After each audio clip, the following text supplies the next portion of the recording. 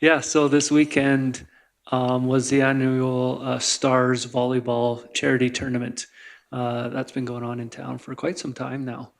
And so we had over 60 volleyball teams come to town, participate in a weekend long tournament. Had a lot of fun. I haven't heard any final numbers as to how much they raised for Stars yet or anything, but it's usually a good turnout and a very good weekend to fundraise for Stars Air Ambulance. So uh, these events don't happen without a lot of volunteer work, a lot of sponsorship, and so lots of thanks and gratitude to the businesses and the people who sponsored the tournament this weekend, all the volunteers who came out. It's a great event for the town for sure. Yeah, kudos. That's a lot of stuff. Just highlighted the need for a facility like that year round. I'm kidding. Any other comments for the good of council, Councillor Henniger? This upcoming, I guess it's Wednesday, is community cleanup in the town. So if you want to get out and just come even for a little bit and walk around, we just had a big old windstorm on the weekend, so that blew a lot of garbage everywhere. Community cleanup, we meet here at GR Davis at 4:30. So it's meant to be a beautiful week, I think. So please come out, and that would be just, again, great to see our community. And we have, I believe, a barbecue after and things like that too. So you get fed. There you go. Councillor Monteith? The weather looks horrible. Is there any chance of it being canceled? I don't know. If you're slinging the hot dogs, I think everyone's coming out this year, so you're good. You're good. Everyone will be Rain or shine, I think they say Do you June. provide covering for me?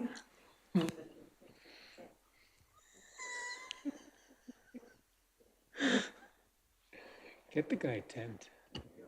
Okay.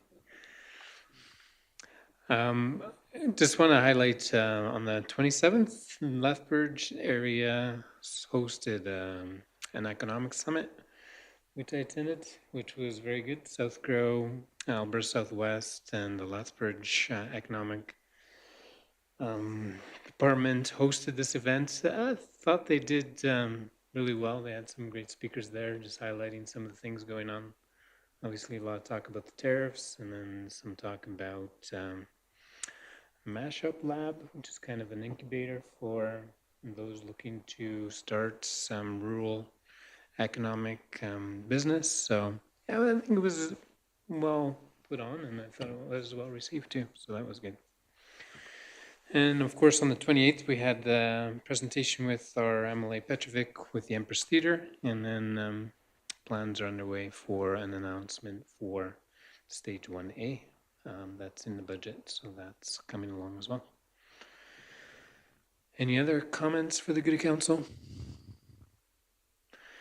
If there is none, then we will move on to delegations for tonight, of which we have 3.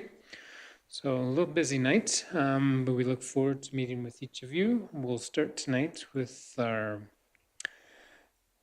accountants, Vil, CPA, and Calvin Scott. So we look forward to seeing the presentation on our 2024 financials. And I don't know if Chris needs to chime in before we do this, but otherwise the floor is yours, Calvin. No, she doesn't want to. All right. Yeah, I just saw that actually. Mine has the correct date. Do you have the right presentation?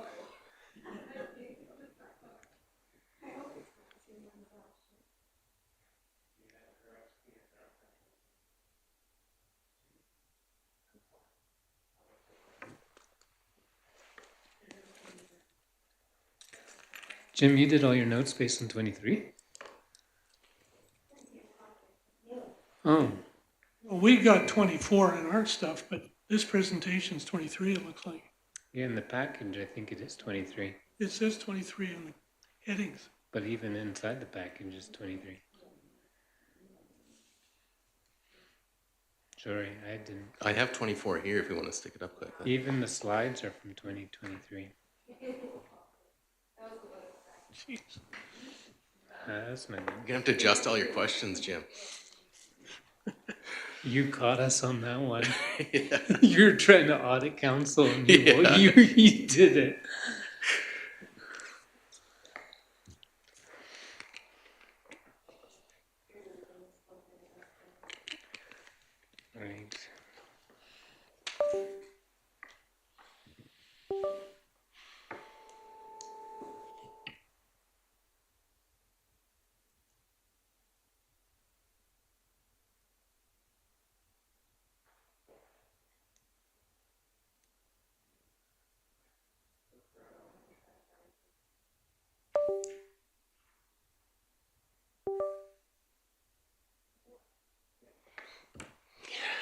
2024.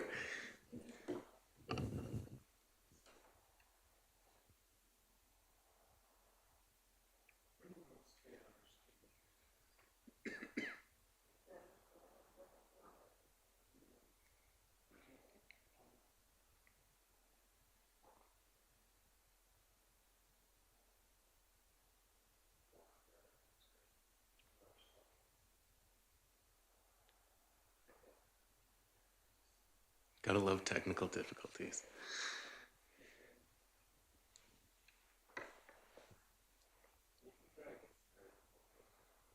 Perfect. It's easy stuff to start off with anyways. What we're gonna run through today, once you can see it, the independent auditor's report. We will touch on the financial results. We'll jump into a couple of the notes from the financial statements. We will look at the indicators of financial condition, which are the graphs that compare you to other municipalities.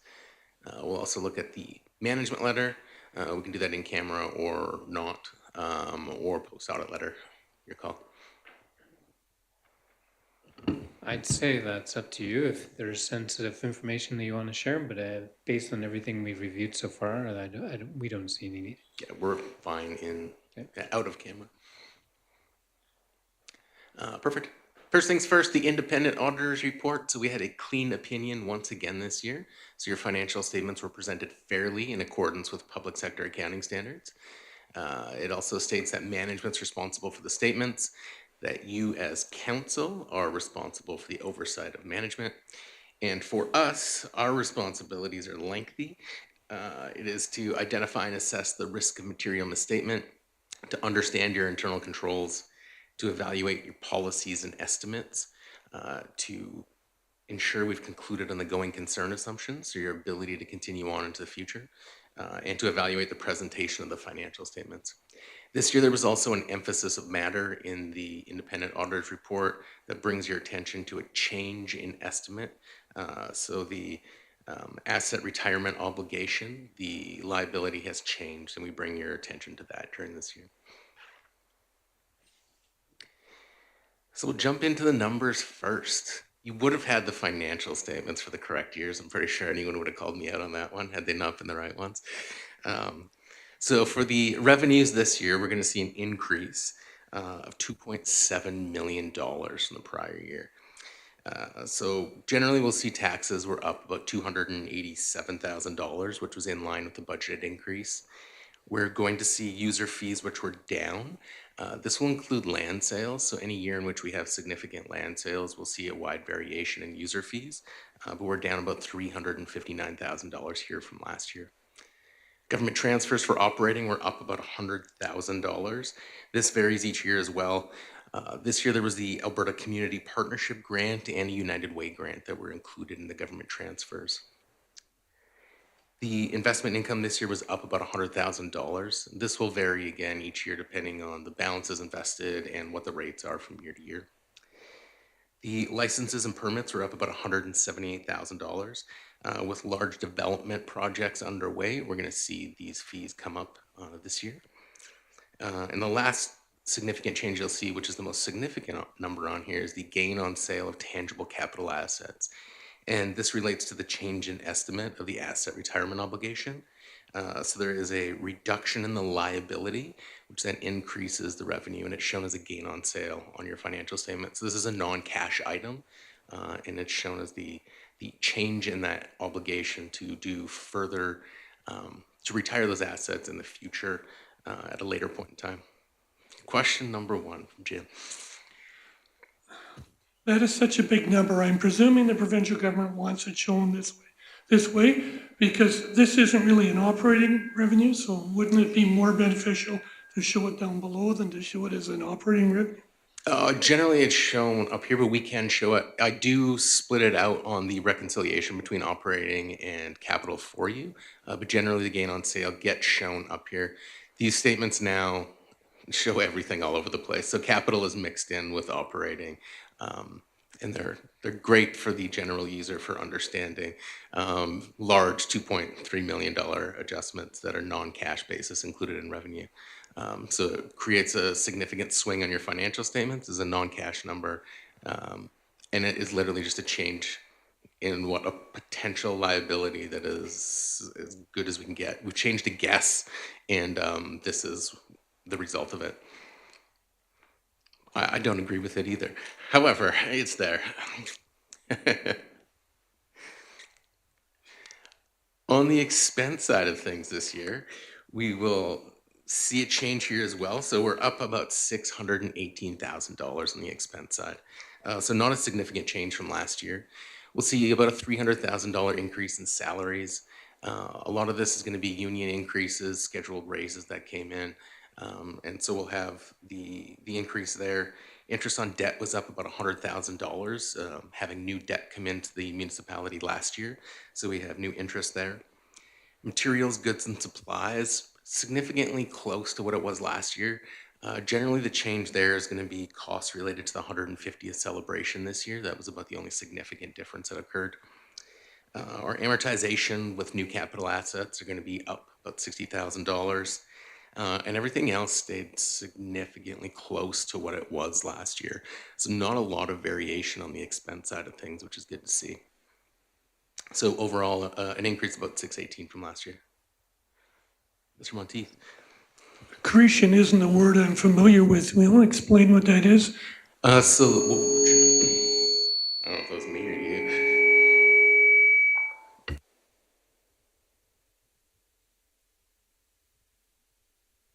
Working. I'll stay further back from it maybe and hope it works. So the accretion is going to be the change in the asset retirement. So it's not amortization, but to some extent it is much the same as an ARO and recognizing that portion over time. So taking that liability and recognizing it from year to year.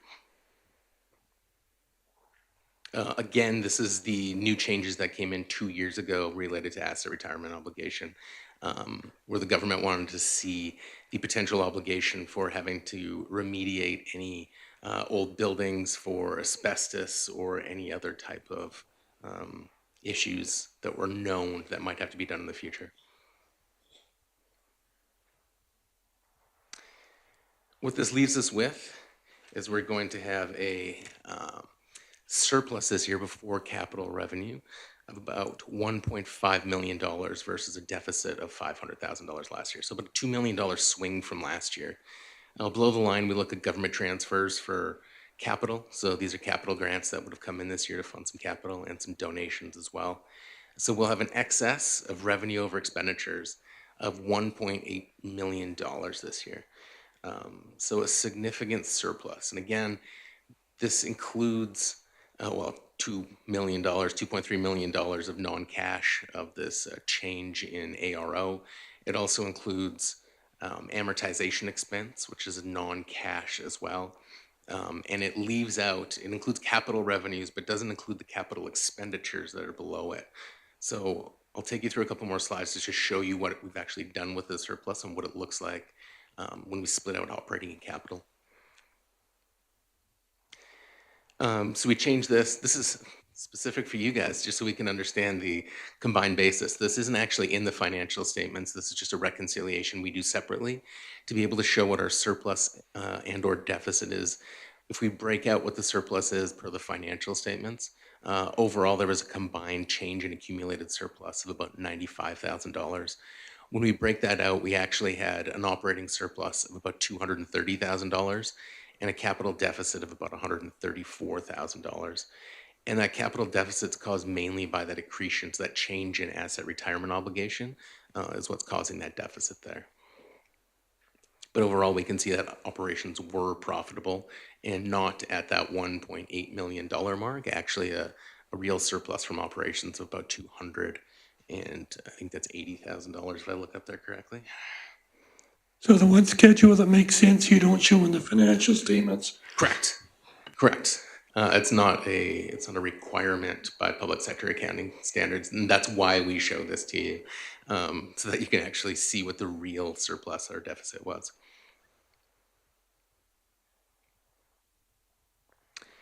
On the financial asset side of things, or what we own as of the end of the year, we're looking good here. So our financial assets On an overall basis, our financial debt decreased. So the very bottom line here, you can see it went from 2.3 to 1.9. So moving towards the positive side, still negative. But on the financial asset side of things, we came down a little bit. Cash is down about 1.2 million, mainly due to capital spending this year. Our trade and other receivables are up about $600,000 from prior year, and these are grants receivable at the end of the year. So there's about $700,000 of government grants that had yet to be received at the end of the year. Land held for resale was up about $597,000 from last year. And with the McLeod Landing development costs going in there, that's where it sits. There are 13 lots sold this year that came out of here. But generally, the cost of your lots on anything old is very minimal. So it's the new costs that really have a significant change in here. Investments were also down again with capital spending this year, so we'll see a decrease there. But overall financial assets down, but not significantly down. On the liability side, or what the municipality owes, we're going to have an increase here on the liability side. So accounts payable are up and mainly due again to capital. So as capital projects are going on, there's generally spending that's happening, and some bills had yet to be paid at the end of the year. So just timing differences. Our deposits are up about $100,000, and this is land sale deposits that have come in, incident deposits until which time those land is sold. Deferred revenue is going to be unspent grants again, so the same grants that are receivable that have yet to be spent are sitting in deferred revenue, so they come in on both sides. And we used to say we don't set up a revenue and a deferred revenue, a receivable and deferred revenue, because it's money that you haven't got and you haven't spent, so it doesn't make sense to set it up. We now need to ensure for the government that those match their statement of funding expenditures, so they want to see it there. Generally, we wouldn't say it's receivable if you haven't spent it and haven't planned to spend it, but this is a change that the government requires over the last few years, that these match their statements, their SFEs is what it's called. So we've had to make this change. Mr. Monteith. Next year, so we've put 500 and some $1,000 into land held for resale. So when we sell it next year, is the gross proceeds from the land sale going into user fees, like, Correct, yes. and where will the costs show up? The costs, the gross, the net proceeds go to user fees. Okay, Yeah. So the costs are here and they'll be removed at that time, and the net goes to user fees. The last thing on here would just be the asset retirement obligation. So we can see a significant change from 8 million to 5 million. So the change in estimate this year said we assume that the future cost of remediation is going to be significantly less than what we thought it was when it was originally set up. And that's why we see this significant change in revenues this year. So overall, the net financial debt, if we take what you own less what you owe, we're sitting in a deficit of just shy of $2 million. But we need to remember that this includes asset retirement obligation of $5.7 million, which is an estimate of what it may cost in the future to remediate buildings, if we choose to remediate those buildings. So if we were to remove that, we're sitting in a very good net financial asset balance. And there are municipalities that have yet to record the asset retirement obligation or determine that they just didn't have one.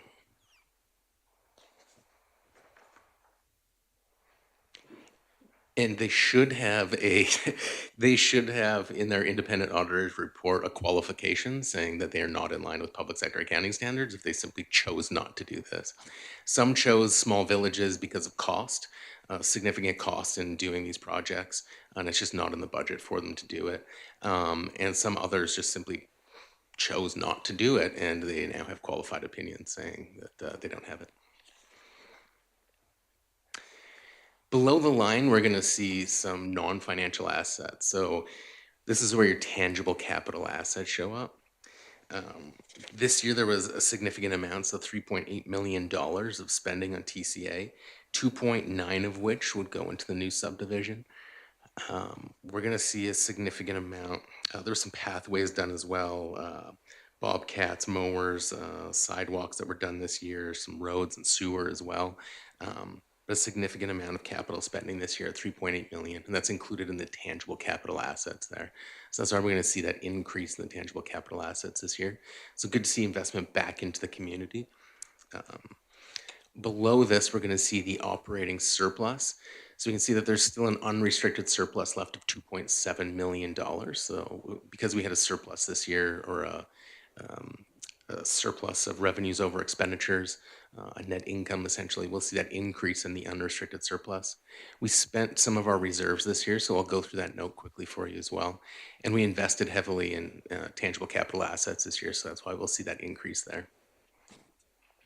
So a good healthy position to see the accumulated surplus going up with that surplus this year. On the reserve side, we can see that there wasn't a significant amount of change in the operating reserves this year. So the capital side was more where we saw the change. So a decrease of about 700,000 in the infrastructure, maintenance and replacement. We'll also see the special purpose capital reserve come down about $3 million. And we added some to the project reserve there. So a use of those capital reserves to help fund new capital TCA additions this year. Debt limits this year, so we just throw this out there so you can see where you're sitting at. Currently, your debt limit is at $18 million and you have $8 million outstanding. So you do have room, according to your note, for $10 million. We always put this in here. Your debt limit is actually based off of 1.5 times the revenue of the municipality. So that this year would include your $2.3 million of asset retirement adjustment and non-capital items. So we always recommend that if we are going to take out debt to relook at this and normalize this calculation before you start pushing the $10 million mark and then realize quickly that that's not an affordable level of debt for your organization. This is the asset retirement obligation note. I'm not going to take you through all of it. This will just show you where the change happened, the change in estimated cash flows of 2.5 million from the prior year. So this is where we see the decrease from 8 million to 5.7. And that's it for the financial statements. We'll jump into the indicators of financial condition this year, of just where you compare. So these graphs that we show you are just taking your financial numbers and comparing them to other municipalities. The blue line is going to be the town of Fort Macleod. When we look at the red line, that is going to be all towns in Alberta. So there's 102 towns included in that number. Comparable size is the green. So we've taken your population and done 25% lower and 25% higher to come up with that comparative. There's 16 comparable sized towns in Alberta. And we also show any type, which is the purple line. And that would mean anyone with the same size as far as population, but not necessarily a town. So it could be a village or an MD, just for comparative purposes. The first we look at is the assets to liability. So this is going to be, again, what you own versus what you owe. And we've stayed relatively the same. So the liabilities have reduced with that change in asset retirement obligation. But again, we saw a significant drop here in 2022 was normal. 2023 was the first year we recorded the asset retirement obligation liability. So you can see the town dropped significantly because of recording that liability. And because of the age of your town and some of the assets will have a significant liability in comparison to a lot of other towns who have a lot newer infrastructure. The next would be the current ratio. So we're spending on capital this year, which would have brought down our cash to the current assets and increased payables because of the capital as well. So that's why we'll see this drop down back into an average range. Generally, we've been above the curve on a current ratio for a significant period of time. So this is essentially the taking your net financial debt and adjusting out all of those other non-cash items essentially, and you've been in a really good position. So still right around the average for towns, even though you've come down this year with significant capital spending. The debt to revenue percentage, This changes wildly in any years you take out debt. No new debt this year, just repayment. So we'll see it come down again. But in any year where new debt comes in, it goes up.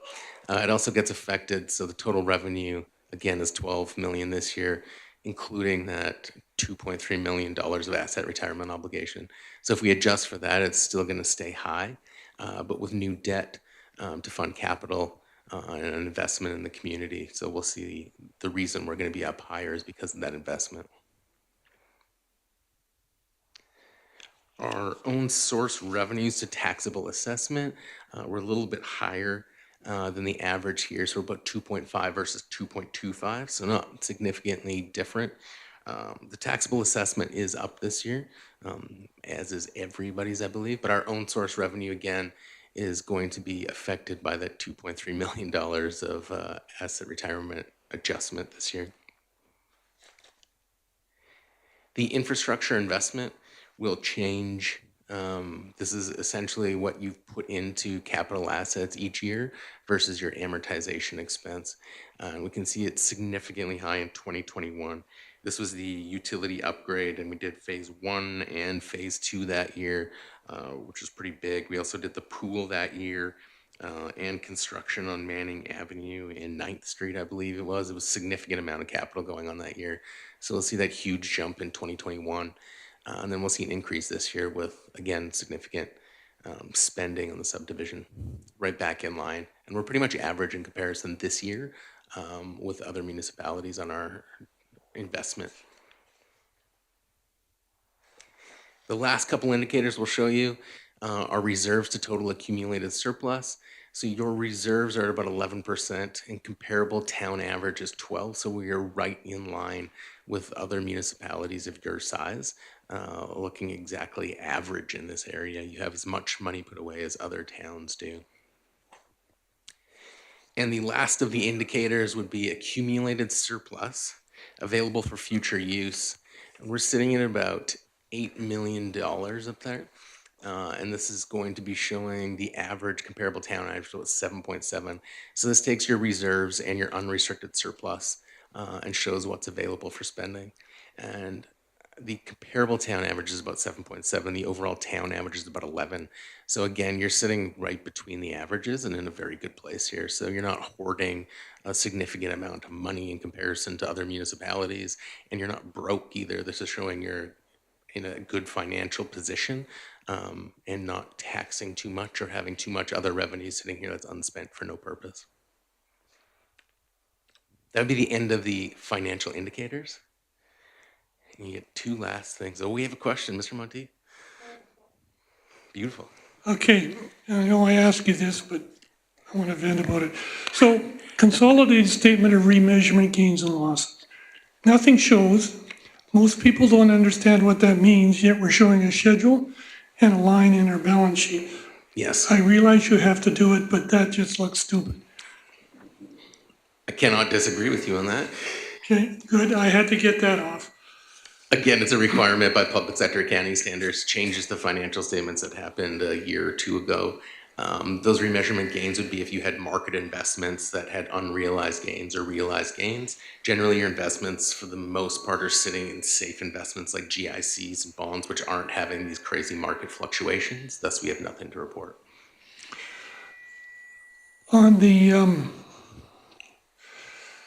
reserve we set up last year for contamination, et cetera, so we would reverse the high number. This year, we reduce it by a couple $1 million. Do we recover what we amortized the prior year in that number? Yes, there would have been a significant change on that, yes. And the amortization would adjust as well. Okay, good. And then in the investment policy note, we talk about premiums, discounts, we talk about equity investments, but we don't do that, and I don't even think we're allowed to do that. So just wondering why it would be in a note. Again, the note, to some extent, the note is dictated again by...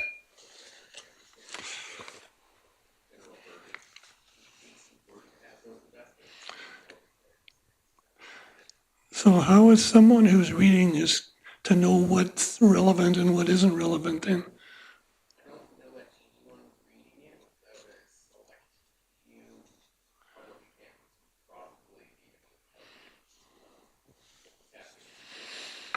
Okay, and then county policy P, future changes.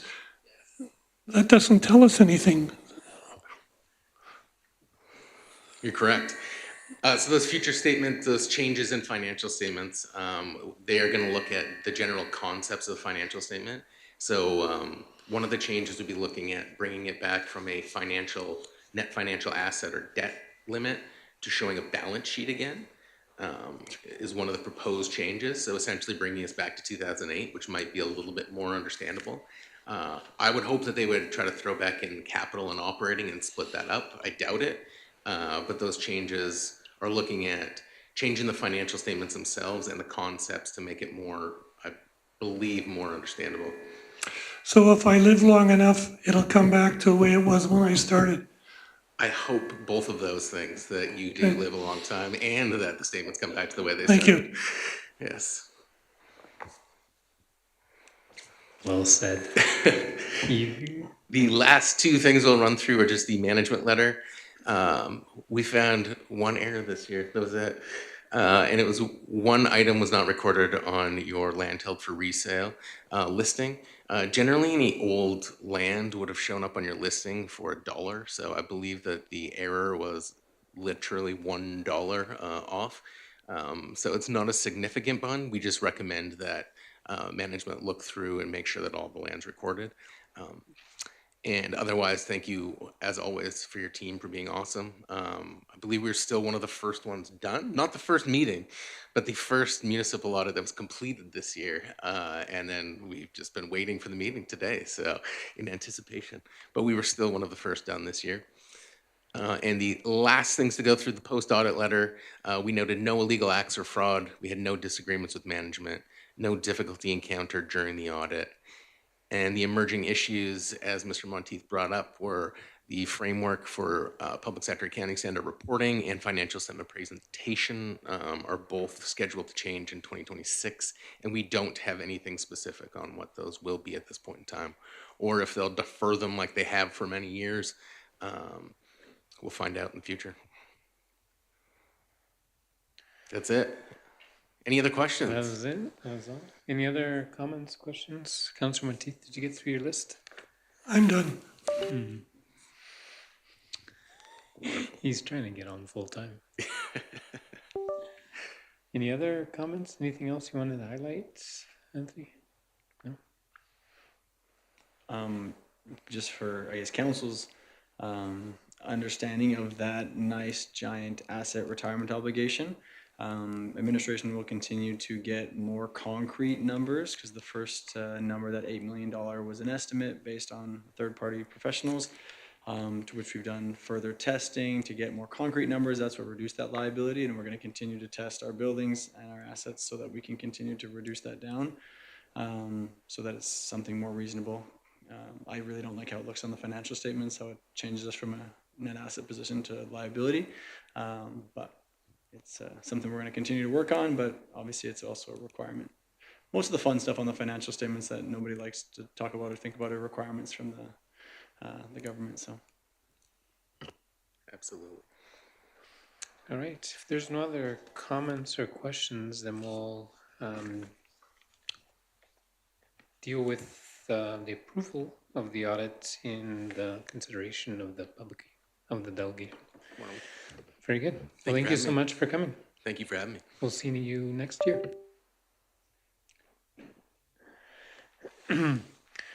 All right, thank you very much to our auditors. And next up, we would like to invite the National Resource Conservation Board to be able to present to council. Thank you so much for coming. I know we're not farmers and we don't understand a lot of the details of farming, but based on some of the applications we've seen recently, we thought it would be a good idea to ask some questions and have an opportunity for you to present first. So we look forward to hearing your presentation.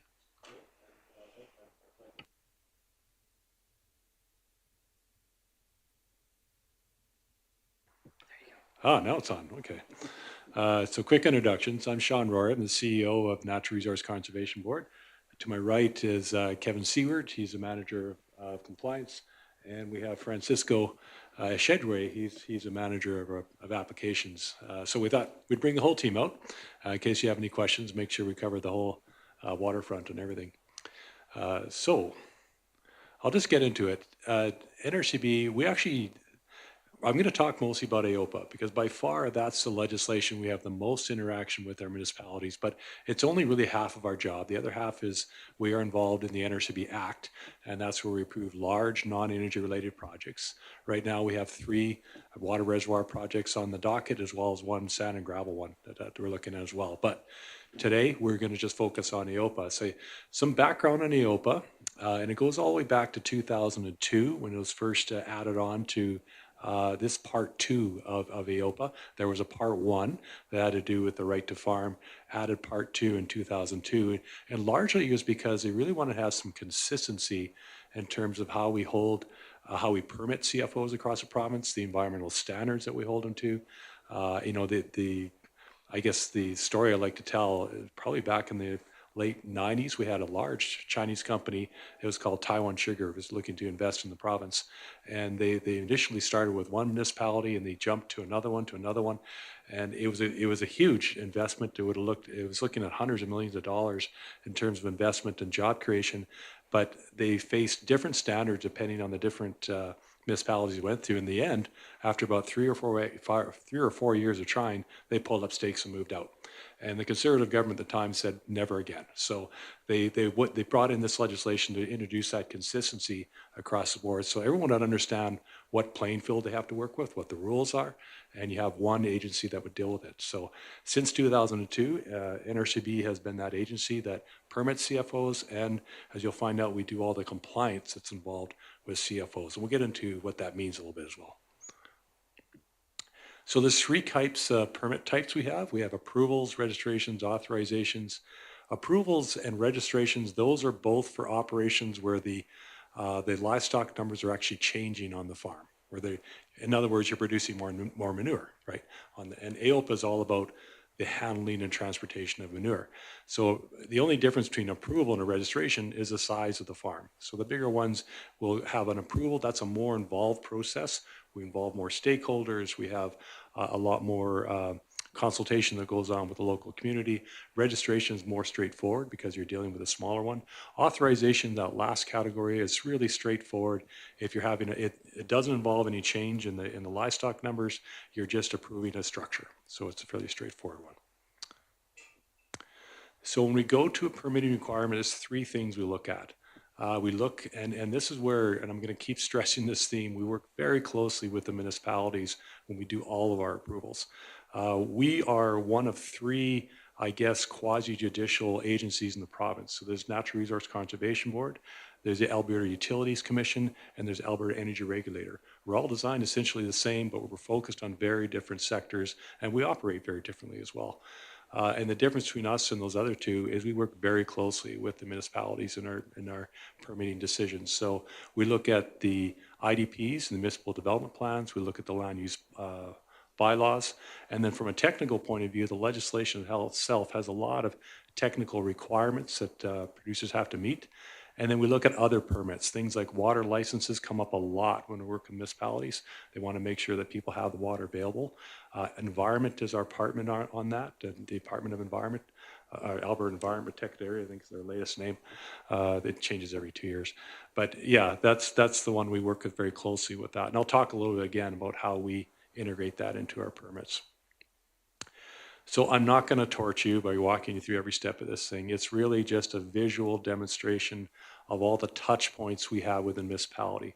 When we get a permit, there's 2 parts to it. Part 1 is really the producer says, I want to expand my operation, or I want to develop a new operation.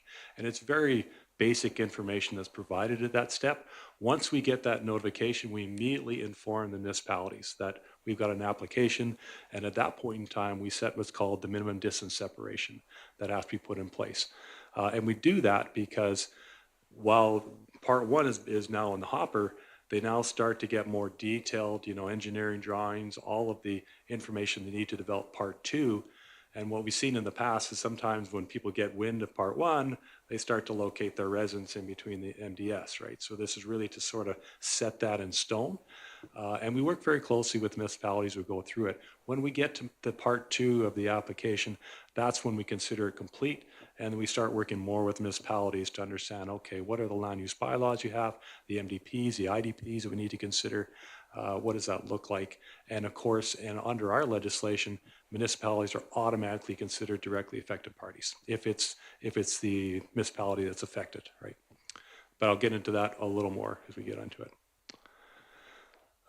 When we have a new application, there's a public notification step that we go through. So that involves notification letters that goes out to all the people who own and reside in the land next to the operation. Now the legislation and the regulation specified what that looks like. So the bigger their operation, the bigger the catchment zone is and the number of people that we notify. And there's a formula that's built and baked right into the regulation that looks at that. So any questions on that, that's why I defer to these guys. But it's really, there's a set formula there. We try to use local newspapers, but as you know, those are quickly disappearing. So when we don't have a local newspaper to work with, we work with the municipality, make sure it's posted on their website, we post it on our website, and of course, all the directly affected people are notified by letter and by email about new things. I touched a little bit about the minimum distance separation a bit, and I mentioned part 1 is where we sort of set that in stone, and again, based on the number of livestock and type of manure. So again, bigger the operation, the bigger the separation that we have in place. And I'll get into this a little bit more. This is where we get a lot of confusing. It's measured from the closest point to the CFO to the nearest outside wall of a neighboring residence.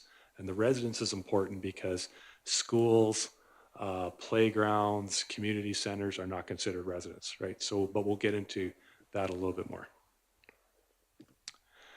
So we have categories that we put into our MDS, and we put them into 4 categories. So the one that's going to be, and this is all, there's built in, I guess, numbers, like it's distance separation depending on the category that we're talking about. So the closest one is the first category, and that's land that's zoned for agriculture purposes. So we, well, I'll just give you some, and then we get to category 2, that's land zone for non-ag, and then to category 3. Until we get to category 4, we're talking about residents zoned as land for residential. So just to give you an idea of the kind of distances we're talking about. So category 1, and let's say we have a 10,000 head operation. For category 1, it's about 881 meters would be the separation. Category 2, it's 1.2 kilometers, we'll call it. Category 3 is 1.5 kilometers. Category 4 is about 2.4 kilometers that they would have in there. So just to give you a visual what I'm talking about, I mean, obviously the separation of the catchment zone, a concentric circle gets wider depending on what you're talking about and what we're categorizing. Okay, so what does it not cover? I kind of hinted at this. It doesn't count land which does not have residents on it, obviously. That's is not measured from that. Schools, again, because it's not considered permanent resident, community halls, recreation facilities, churches, shops. So what we like to do here is when we work with the municipalities, if those are things that you want to have distance, like a separation from there, you need to work that or consider working that into your MDPs or your IDPs. Because that's the document we base our decisions on very heavily. So, you know, we'll talk a little bit more about that too as we get into it. A little bit more about municipal development plans. So in our legislation, the applications have to meet the municipal development plan, and the IDP as well. So, you know, we just recently, well, it's not that recent for you guys, but the Municipal Government Act, we worked in the IDPs. Our legislation was slower to catch up, but now we're there. So we look at those as well. So when we look at those things, I'll get into a little bit later. Well, maybe I'll get into it now. So when they have to meet the municipal development plan, the bylaws, if they don't meet those things, our approval officers have to automatically decline them. Okay, but there's an appeal process, or what we call a request for review, that goes to our board. As I'll explain later, our board has different powers under the legislation. So we'll get into that a little more. Land use provisions. So we, you know, what we like to look for in the land use provisions, and we often try to work with municipalities closely, is, you know, the kinds of things you want to see in the planning requirements: clear setbacks, identifying where CFOs are and allowed to develop. This really helps us when we're making our decisions on permitting a new CFO. And as I mentioned before, approval officers, there's really no leeway in the legislation. They have no discretion. They must deny it if it's inconsistent with the MDP or the IDP. But the board has, under legislation, the ability to override that. But they don't take that lightly. There's a number of things they look at when they make that decision. One is, okay, if they've got, if a municipality has decided that, they put a land use provision, the board has decided that that's not reasonable, it'll be based on the fact, okay, what are your planning objectives? How does it mesh with the technical requirements in the legislation? And they have a 5-part test as well that they apply to it when they're making those decisions. So water licensing comes up a lot, which is why we're going to put it here. It is the responsibility of Alberta Environment, so it's separate from us. The complaints we get is, geez, you guys regulate in silos. You guys approve, the operation, and we got to go to someone else for the water licensing and those types of things. We really try to work as much as we can with Alberta Environment when we're developing when we're looking at these permits. And what we do is we get the producers to sign a declaration. It's a bit of a disclaimer that says, okay, we're going to give you the permit, but you need to understand if you don't have the water to operate your particular operation, you understand you run the risk of that your permit will be declined, right? Through Alberta Environment. You can't operate unless you have the necessary water license in place. So that's all the permitting side, and then I'll just move into compliance. Compliance, and this is where we probably have a lot of the ongoing work that we have with municipalities and on the permitting side, but we have what's called a compliance ladder. And depending where we normally like to work with producers, we'd like to start at the top of that ladder. We talk about voluntary compliance. We work with them more on extension, educating them on what the legislation is, how they get in compliance with that. If we're not cooperative, we start to move down that ladder, where we get more into court orders and prosecutions. Now, that doesn't mean that at any point in time we can't jump a bunch of rungs and go right to prosecution, because it depends on the particular situation. So if we've got an emerging situation where someone's, I don't know, their lagoon or their manure tank is leaking into a nearby waterway, that's an emergency, and we'll move immediately into prosecution in that particular case. So inspectors, we have a complaint line that can be contacted. It's a 24-hour complaint line, and we do respond 24 hours a day to that. It can be submitted through there's a 1-800 number, but we can go through our website, and when we get that, we will get an inspector out there, and it doesn't seem to matter where it is in the province, we'll get them out there in a reasonable period of time. Our compliance folks, they mostly deal with odor complaints, nuisance complaints like, flies, dust, that type of thing. They'll respond to those kind of complaints. The permit conditions, when we've approved a permit, the inspector will follow up and make sure that those permit conditions have been followed up on as well. So that's the other step we do there. Whenever we give a permit, there's usually a construction that comes along with that, whether it's a new pen or a manure collection area. We do inspections on those structures as well.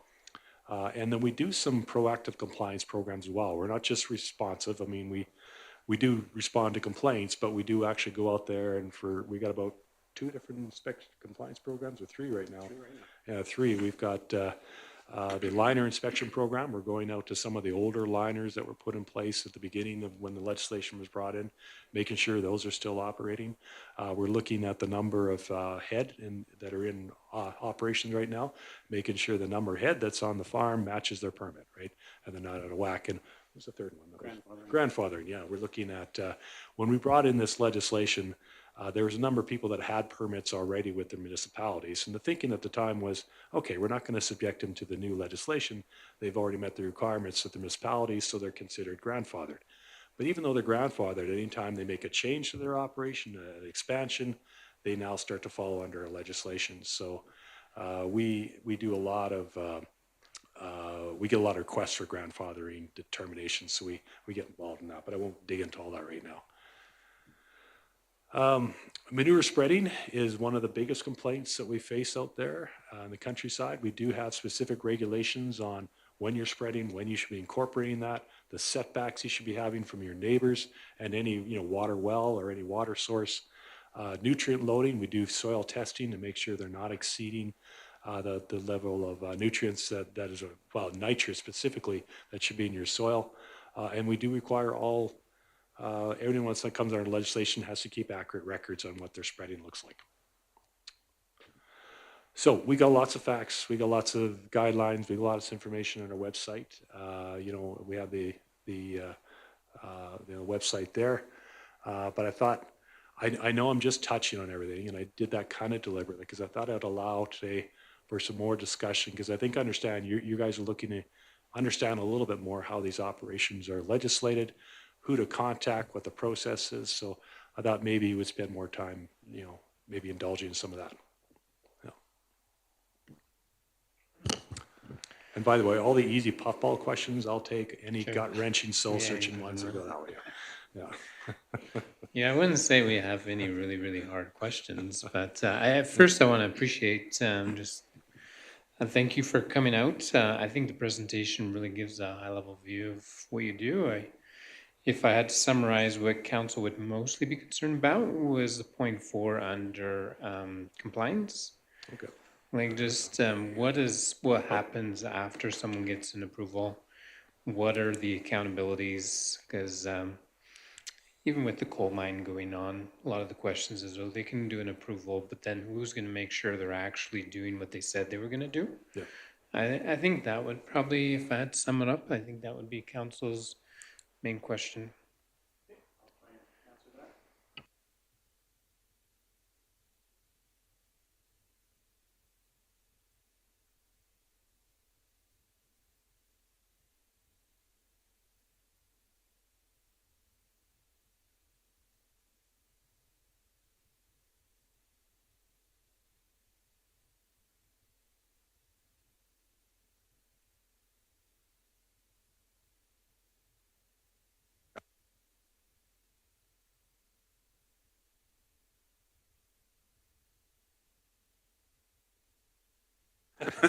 Is that better? Yeah, there. So we will track all those annual conditions to make sure they're followed up on. We also have our proactive compliance programs. And the inspectors, when they go out to site, they never go back the same way. They're always driving through the country, seeing what's going on, following up with operators to say, hey, I realized you're supposed to build your barn. I'm just driving by to see, is it built yet? Is it operating yet? What's going on? So, and people can phone in complaints. So if people phone in a complaint saying, hey, I don't think this guy's doing it right, we will send an inspector out. There's no problem there at all. Yeah, and I don't know that we don't have any practical examples of concern. I think it's when we're getting complaints from our residents or residents outside outside our community regarding an application and concerned about whatever might happen. I think our concern is, okay, who's ensuring there's compliance with all the aspects of their operation, whether it's leakage into the creek that's right next door or whether it's how their ponds are functioning. That, I think, is what I would say is most people's concern. Yeah, and that would be, the approval officer will address it in the application, Right. and then the compliance team will follow up. So Yeah. there may be, so another one of our proactive compliance programs is, like Sean said, looking at liners.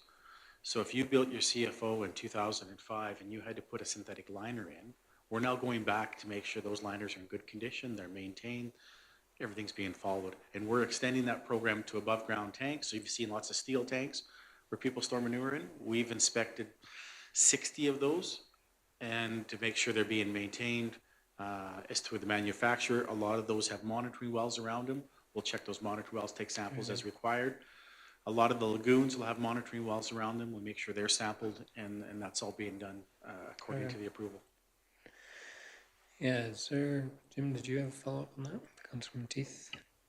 Oh, you answered my concerns. Compliance was my big worry because it seems to me you can put in what you're going to do, but who checks to see that's what you've actually done? So I'm encouraged to hear that. So I just wanted to confirm, are the rules the same for a liner here as there would be in northern Alberta? The only difference being in terms of the IDPs between particular municipalities?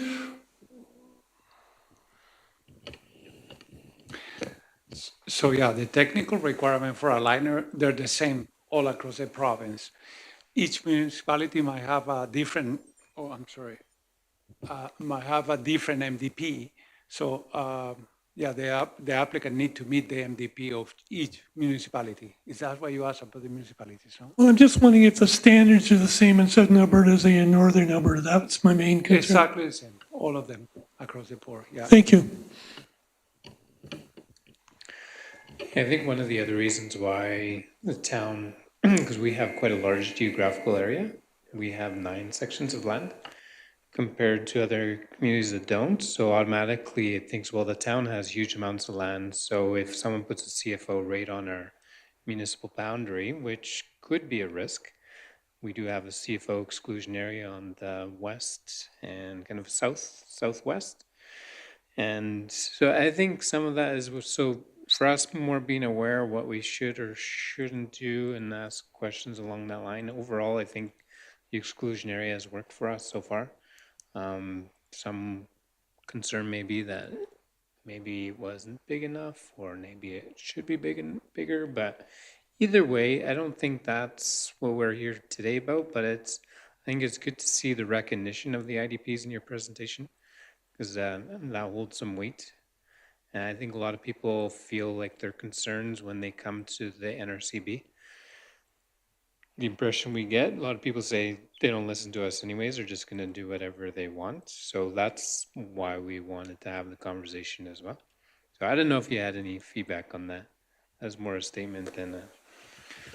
So regarding your IDP that you have with Willow Creek in the MD, it's very clear to us, right? It says no new expanded CFO within the IDP.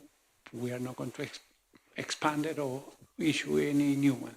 If it's outside, a lot of people might complain because they're so close. But if you said that they're allowed there, we're going to issue it. So if you want to expand to the north to avoid some CFOs there, you need to include it in the IDP.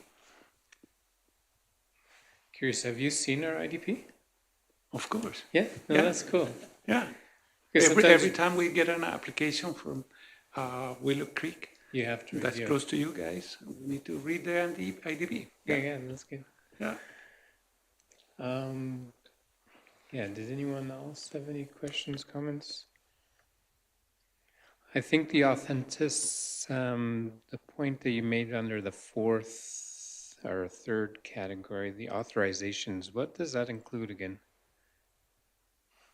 Authorizations are just a building, like a barn or a pen for animals, but doesn't include increasing animal number or manure productions. Okay. So those ones we notify the counties, or in your case, if you're very close to you guys too, but we don't put an ad in the paper. We don't notify neighbors. So like those are classified as manure collection areas then? Or storage facilities, both, right? So it could be a Okay. pen, could be a pad to collect manure, a barn, chicken barn, Okay. yeah. Okay, I never would have thought of a chicken barn as a manure collection area. Yeah, they're collecting manure on the floor, right? Okay, Yeah, yeah. interesting. Every 6, 8 weeks, you need to clean And it then up. a storage facility. Yeah, it could be a building where you store manure. You clean Okay. your barn, and you don't want, because you cannot spread it in the winter, you need to store it somewhere. Okay. So you put it there. Okay. Yeah. Okay. Well, that's good. Yeah. Yeah. See you, Bernard. Now, with the bit of the recent excitement within the expansion in the northwest of town, a lot of residents, not our residents, I mean, the residents of the MD came to the town in hopes of getting some support because they didn't like to be close to a CFO. Now, when those residents come to us, let's say in the future, if they do have complaints, the best thing for us to do is to direct them towards the number. So if there is a legitimate concern, to report it. Yeah, they can phone that complaint number 24/7. Yeah, And if it's an emergency, all they have to say is, this is an emergency. I need to talk to the on-call inspector, which will ring my phone. I'm the on-call inspector 24/7. So they will be able to talk, if it's an emergency, they'll be able to talk to me anytime. The call center rotates between phoning my phone, my wife's phone, and my house phone until somebody picks up. So, And For the whole province? for the whole province, yeah. That's poor guy, our sympathies. Yeah, and the good thing is, like Sean had said, we use other people. We may use a bylaw officer in the area. We may use a fish and wildlife officer or an RCMP or something to go out our Alberta environment. Especially if it's way back where there's nobody and I need somebody there, we've used all those departments in the past. We work very closely with everyone.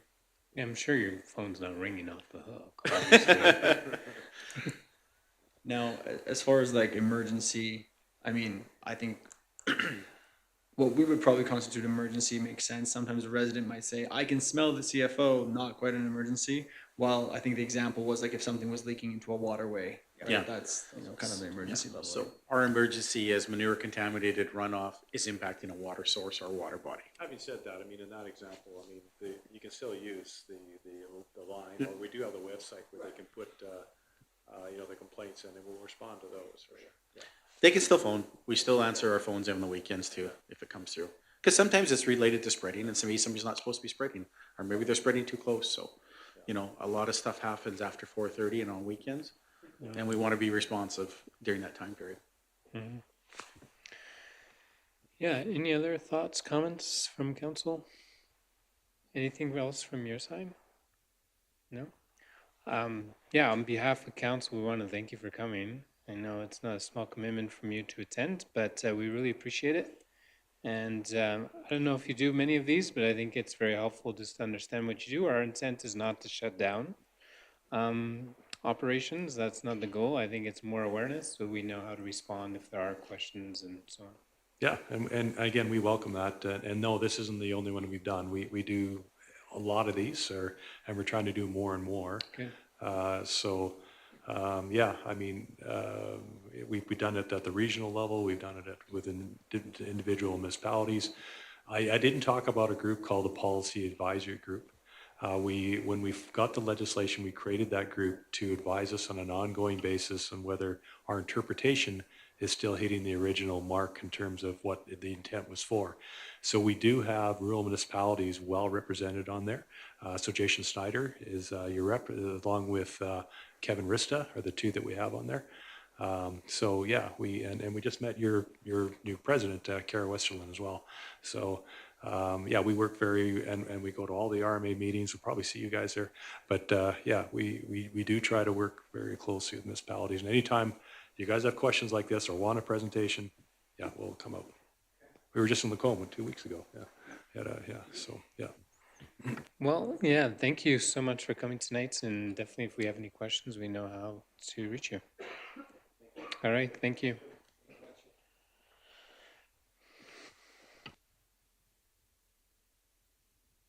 All right.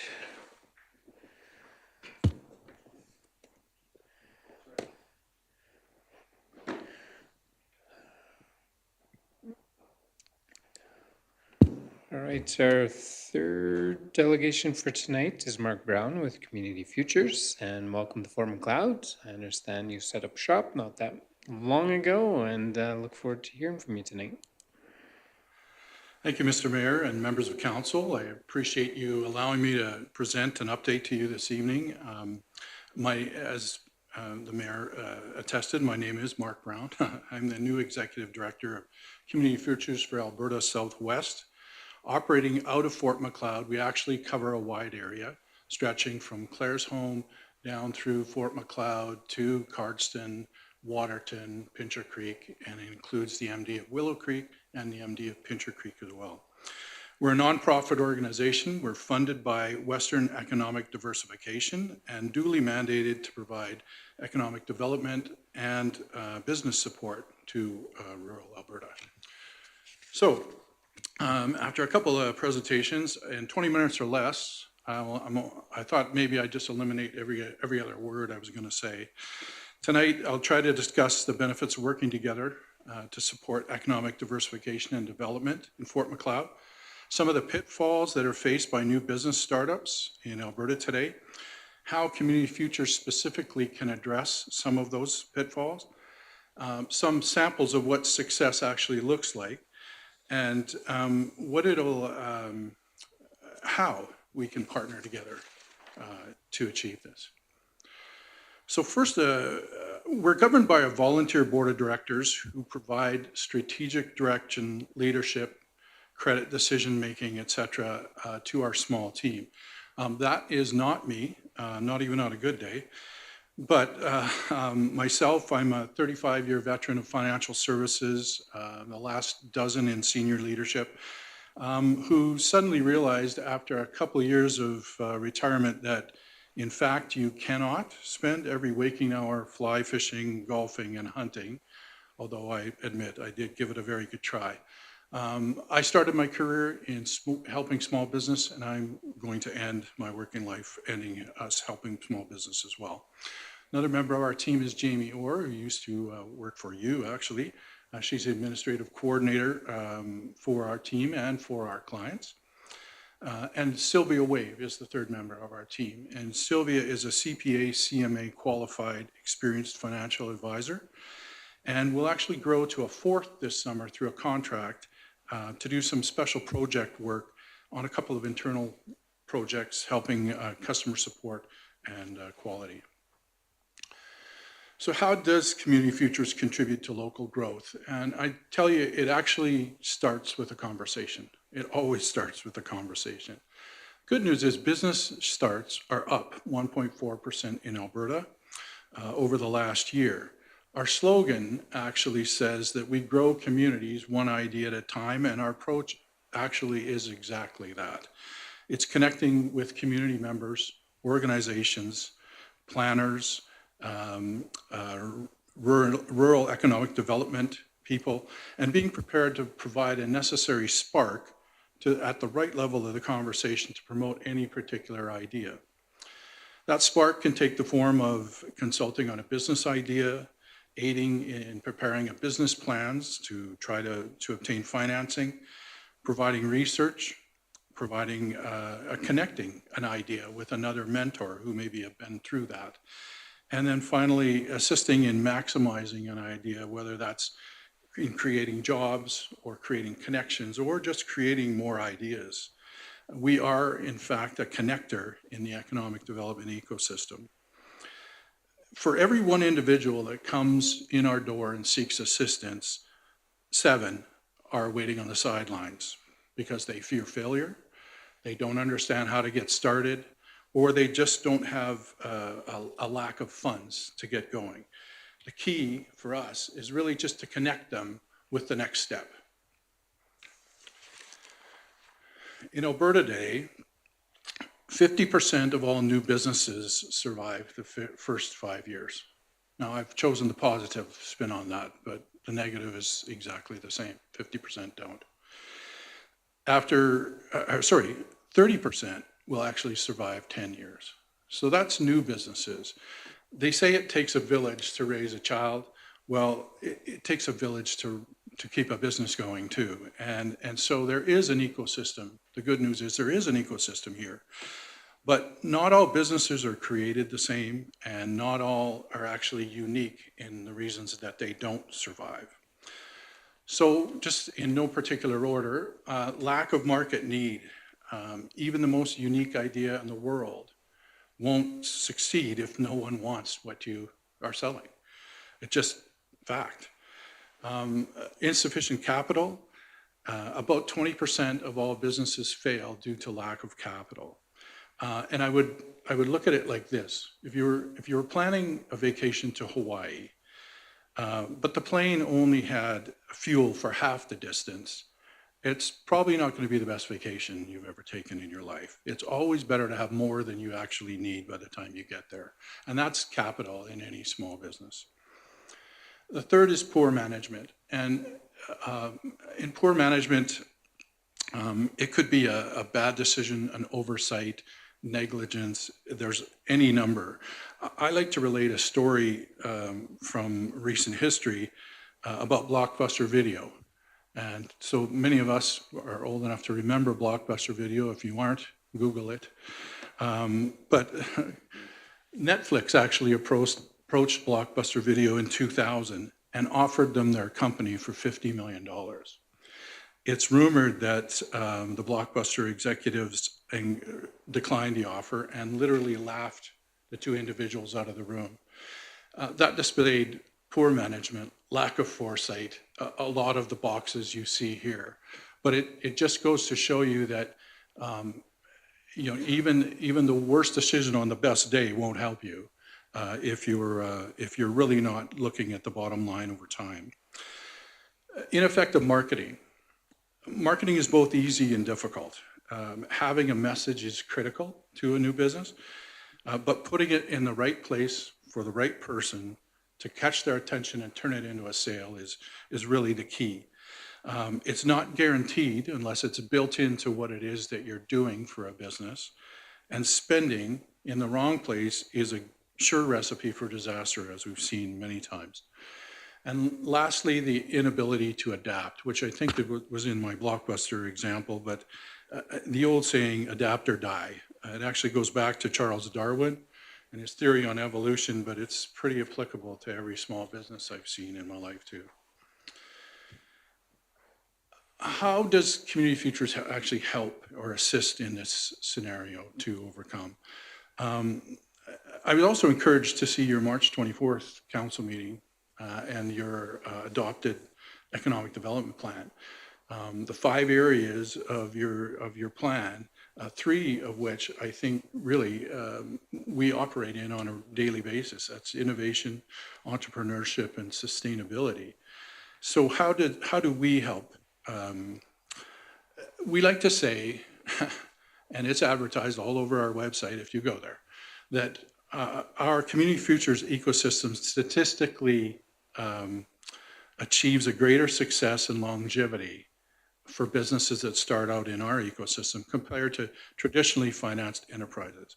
But at the risk of just killing my own headline there, every financial services company actually makes that claim. But how we do it differs. So how we approach small business and how we support small businesses is different. So here is where we are differentiated. Community Futures is actually measured only by the dollars we have at work in the communities that we serve.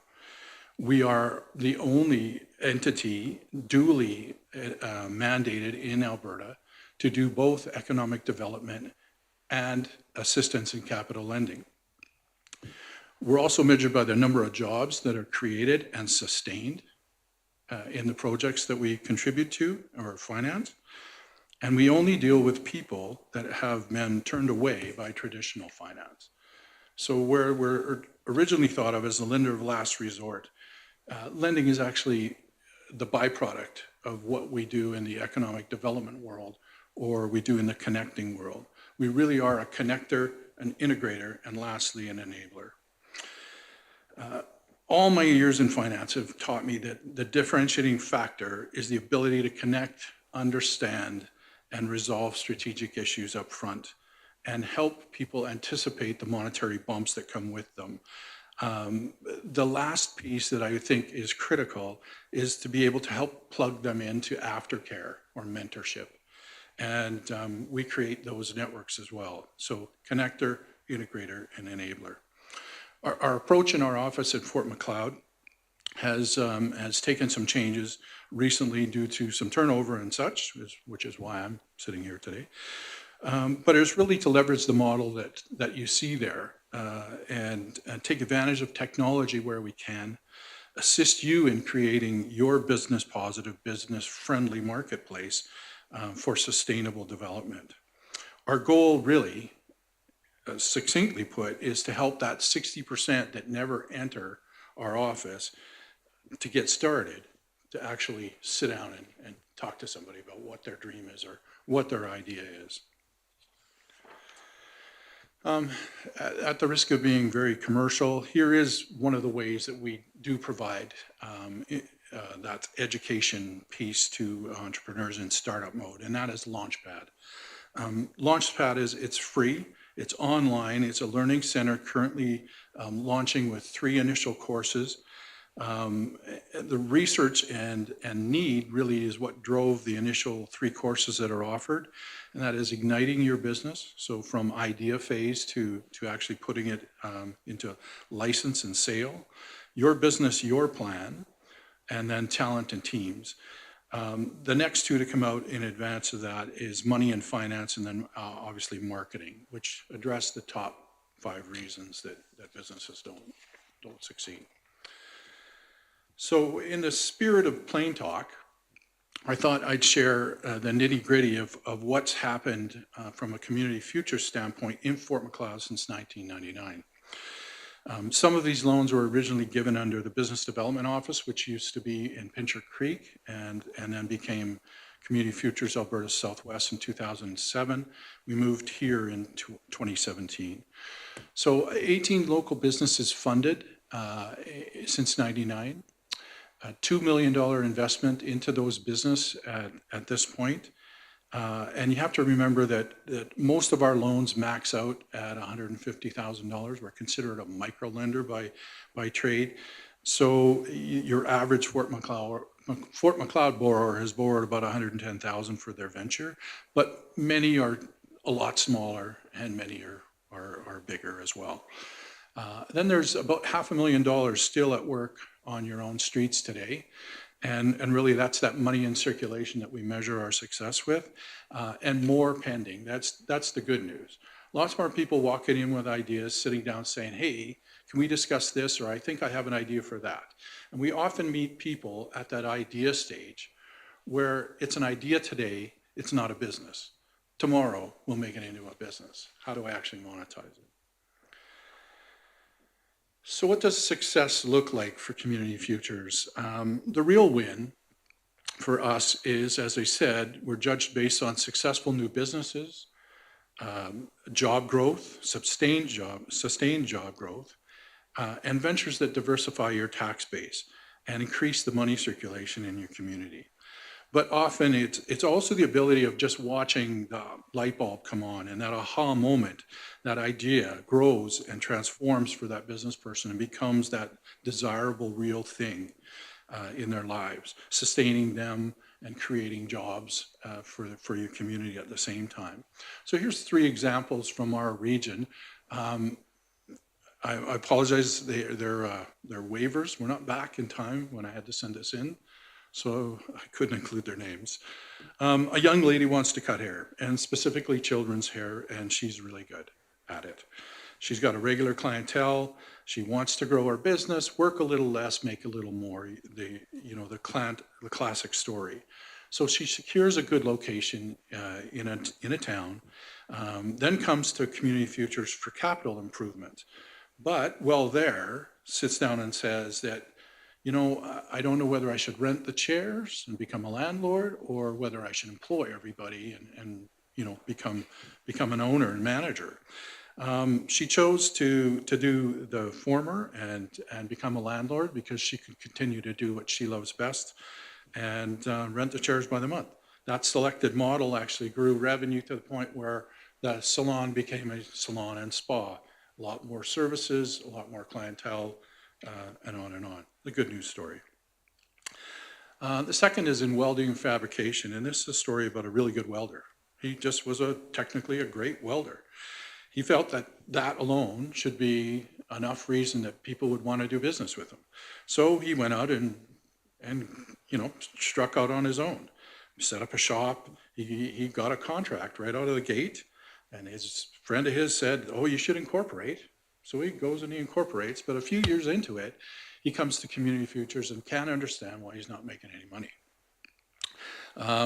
So sitting down with him, having him understand the cost of flipping the lights on in the morning and the cost of bids and such, actually led him to the point where he took a step back, took some subcontracts for a while, pursued expansion, and now he's buying out his major competition. So another good success story, but it's that individual willing to ask and willing to learn and then pursue it. And then the third is in food services, and this is obviously one I've partaken in, but if you had their food, you'd go back. Sometimes all you need is a few dollars for expansion because what you really have is a great product.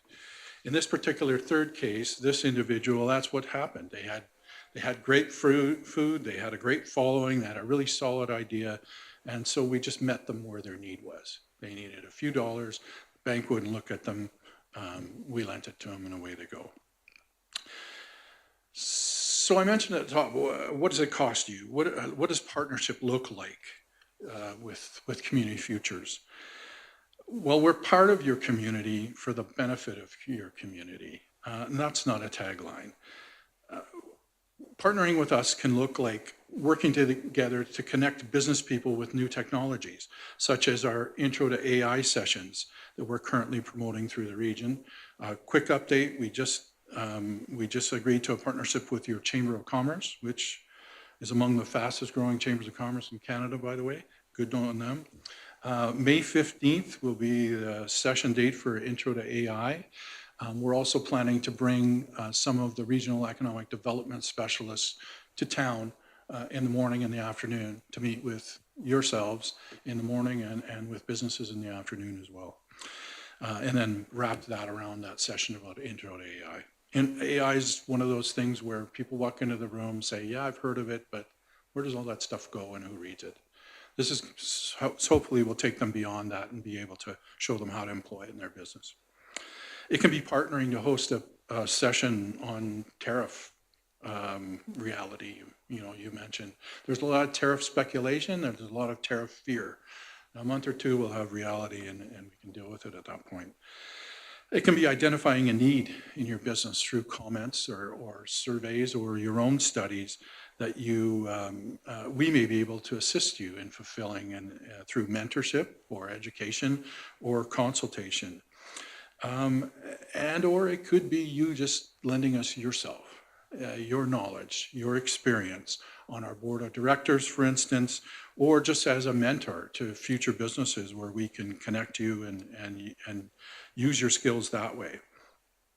But lastly, it should be all of us working together to encourage those other 6 in or 7 in 10 people that we spoke about that don't come into our offices to come in and ask their questions, share their idea, and the barriers that they have to it. After all, I think I'll finish with the fact that small business is all of our business, and we just happen to be one of the people in the ecosystem in your community that deals with it. So thank you. Thank you for your time and attention. I thank you for your new economic development plan. If you have any questions. Thank you so much for the presentation. That was very good. It's probably been a long time since we've heard much about Community Futures. I don't know. It's been, at one point, I think council had a little bit more involvement, but that's been some time. So, yeah, does anyone have any questions that they would like to ask Mark? Start off, Councillor Monteith. Yeah, I've got a couple, and my information may not be the same it is now because I had dealt with Community Futures for years since they almost started.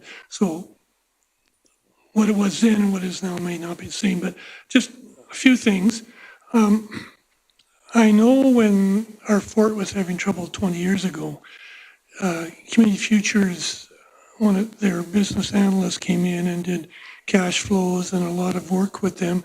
And I'm just wondering if you still do that for not-for-profits, free of charge. Also, I was just wondering how your loan levels are compared to years ago, whether they're higher, lower, or maintaining. And are conventional banks still looking at the loans that you guys take the same way as they did years ago? And also just wondering how board members are recruited, because when I was involved, town councils appointed board members. Fort Macleod never has, but a lot of other communities did. So I'm just wondering what your policy is there. Sure, I'll start with the third question first. Our board is entirely a volunteer board. So we recruit members by request through engagements like this, through ads, Okay, through engagements like this, through ads, through direct letters to council, et cetera, the people apply, and then their applications are reviewed and or accepted and such. So there are 27 different offices.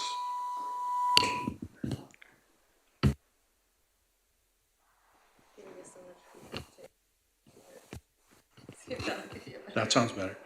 There are 27 different offices in the province, and each office actually has their own agreement with the government. Most of those offices, not all of them, but most of them do have either a mix of volunteer and appointed or strictly appointed. We are strictly volunteer. For the second part of your question, which was, do we have an increase of applications, increase of dollars on the street and such? I would say it's been fairly consistent. There has been a recent increase in the number of requests, for instance, to our office. Some of those stall out when our neighbors to the south decide, let's put the whole thing in a blender and see what happens. Fear controls some of that. So, but it really is, as I said, for every one that walks in, 7 circle the block and never say a word. And it's really those 6 and 7. Those ideas are out there in this community for sure. We just have to get to them, and we have to be more inviting and more available. Because if you talk to an individual that, say, comes forward and identifies as one of those people that initially I wasn't crazy about coming to talk to you, they will tell you you're not approachable, or we just didn't see ourselves walking in your door. So how do we get to them? Then I think the third part of your question was, sorry. Not-for-profits. Yeah, so do we provide like an analysis for not-for-profit? We do, not directly. It's not a service that we advertise, but we also promise 6 hours of consultation for free. So if one was to approach us and say, we'd like you to take a look at our books and see what you can tell us or help us with, we'll do that for that 6 hours. And generally, we can get a pretty good feel within a couple of hours of where we're headed. Yeah, you're welcome. Good. Any other thoughts, questions? I had a couple. How would you say Community Futures relates with BDC? Because BDC, I think, has fairly similar product offerings to some degree, and similar kind of arm's length government programming. But yeah, I think I would say we're probably lower on the food chain. BDC is a directly controlled arm of the government, and where they fund us through grants. So BDC is also not strictly not-for-profit, no matter what they claim. They run their own balance sheet now. They're self-financed. yes, something like a crown corporation, Right, almost, right? right, and With a mandate specific to. we do a lot of work with BDC. Okay. In fact, so we'll, if we get, as I mentioned, we're on the micro side of lending. If someone comes in and wants, $400,000 or $500,000, we can either do that through a syndication of different offices, or we can actually just bring in BDC directly, which we often do anyway. To have a look, they can have a look at the deal and then decide, we will or we won't. I think, sorry, Council Monty, if you also had a question around what are big banks doing that, are they doing more? Yeah, just if it's, I know you're a lender of last resort type thing, but I'm just wondering if banks are harder on those types of loans or more enveloping, or just Yeah. what the situation or market is. So being a person that still deals with a bank and gets a pension from one, I would say that they're selective in how they're opportunistic. Let me put it that way. As a rule, they aren't not dealing with businesses. But in the world of lending, if you meet all 5 C's of lending, character, collateral, capacity, conditions, et cetera, if you meet all 5, they know it's going to be a deal somewhere. So they'll take a good look at you and they'll run you through their process. We'll deal with that person that has 4 out of 5. We don't do the 1s out of 5 because write-offs affect us too. But our write-off experience isn't much larger than theirs, which is microscopic. But in the big scheme of things, it's less than 2%. Yeah, the other thought has obviously for promoting community futures locally, I think it's advantageous for the town to promote somehow. And I'm just wondering if you had any suggestions on how we could do that better. Yeah, well, I would put me on my toes there. I think I fully appreciate the question. I think the first step in that whole piece is for us to do a better job of promoting ourselves, to be out there in the community and to be seen as a contributor. So we need to be at the trade fairs and in your important spots, et cetera. We need to be out on the street talking to businesses as well. How you can help promote is as I said, perhaps it's making us aware of a need that crops up in your research or your feedback loops, that businesses are saying, hey, you know what, we just need a little more information on, or we need help on our presence online or something like that. We can jump in with resources that they can use or direct them to resources they can use to improve that. So that's one way, just so, being that kind of that megaphone for that business, business friendly, business first, business forward, so to speak. That alone, you taking those steps and doing what you're doing now. I mean, your permits were up, I believe last year, weren't they? Correct? And so it's about that momentum and that taking advantage of that to create that momentum. Or one of the pieces in your ecosystem, so to speak, to help business here.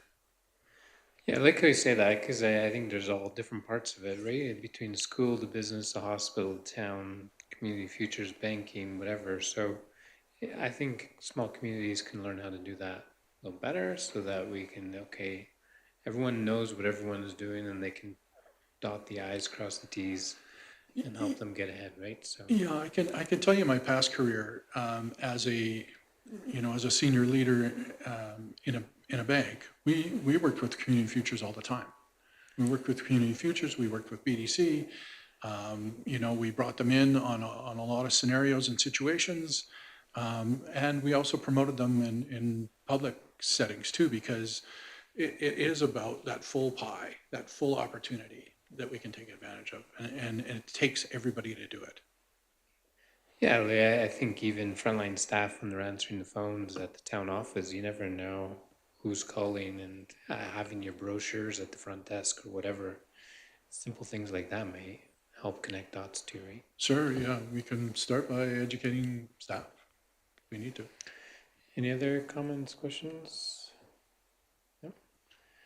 Yeah, I think you got a tour of the town, right? Did Anthony give you a tour of the town? No, but I've had one. Yeah, Yeah, you've got it done? I've explored every you- corner. Yeah, you I've walked the barracks. good? Yeah, it's. I appreciate everyone making me feel so welcome. And I can't walk down the street now without somebody bumping into me and saying, "Hey." Okay. Oh, very good. Well, welcome to town. Wish you the best, and thank you for coming out. All right, moving on then to, we have no public hearings, but consideration of delegation. And we have our 2024 audited financial statements that are on your email. And we do have them. We did review them. They weren't correct in our package, but I think council should be good. But, pardon me? Yeah, we were. Yeah, we had the 2024 statements when we sat down and went through with council, but just the package sent in. Yeah. Council's thoughts, anyone prepared to make a motion on the 2024 audited financial statements? Any, Councilor Monteith? Motion to approve? Okay. Any other questions or comments? Did our CFO or Director of Finance want to say anything? No? Just push it once. I am pleased with the results financially for the town. We will put more processes and procedures in place to keep a tight rein on revenue and expenditures and continue to make this town sustainable for the next 150 years. Wow, I love it. You make sure you're here to tell us about it. All right, if there's no further comments or questions on the 2024 audited financial statements, I'll call it the question. All those in favor? Any opposed? Motion is carried. And then we have 9 items under new business. We'll start with bylaw 1997. Gavin Scott's not here today, so our CAO, Anthony Burdett, will introduce this one for us. Yeah, Gavin messaged me to let me know that he wasn't going to be able to make it. So I volunteer as tribute, unless of course Brendan Orr is dying to take this one over. But yeah, so before you council, you have bylaw 1997. This is a land use bylaw amendment, and we're going for first reading. The recommendation this evening is that council give first reading to this bylaw 1997 to amend bylaw number 1882, being the municipal land use bylaw. The purpose of bylaw 1997 is to redesignate lands legally described as Lot 10 to 11, Block 86, Plan 92B, more commonly known as 604 12th Street, from industrial general to commercial general, and to schedule a public hearing to be held on May 12th, 2025 at 7 p.m. I guess generally they're looking to run a business out of this property that suits the commercial general zoning more than the industrial general zoning. Sounds very good. Anyone prepared to make a motion as per the recommendation? Councillor Wolstenholme makes the motion. So that will be first reading and a public hearing. Any further questions for administration? Discussion? Councillor Monteith? In English, what's this property? As per the land use in our package. Okay. What is the property? So the property is on the corner of 6th and 12th. It's like a shop-ish. Directly across from LF Collision. Yeah, it's right across the from pawn shop. It's on the corner. Yeah, I'm not very familiar with what the building is, but it Used has to a bit of be a shop on it. Penske's Auto Body back in the day.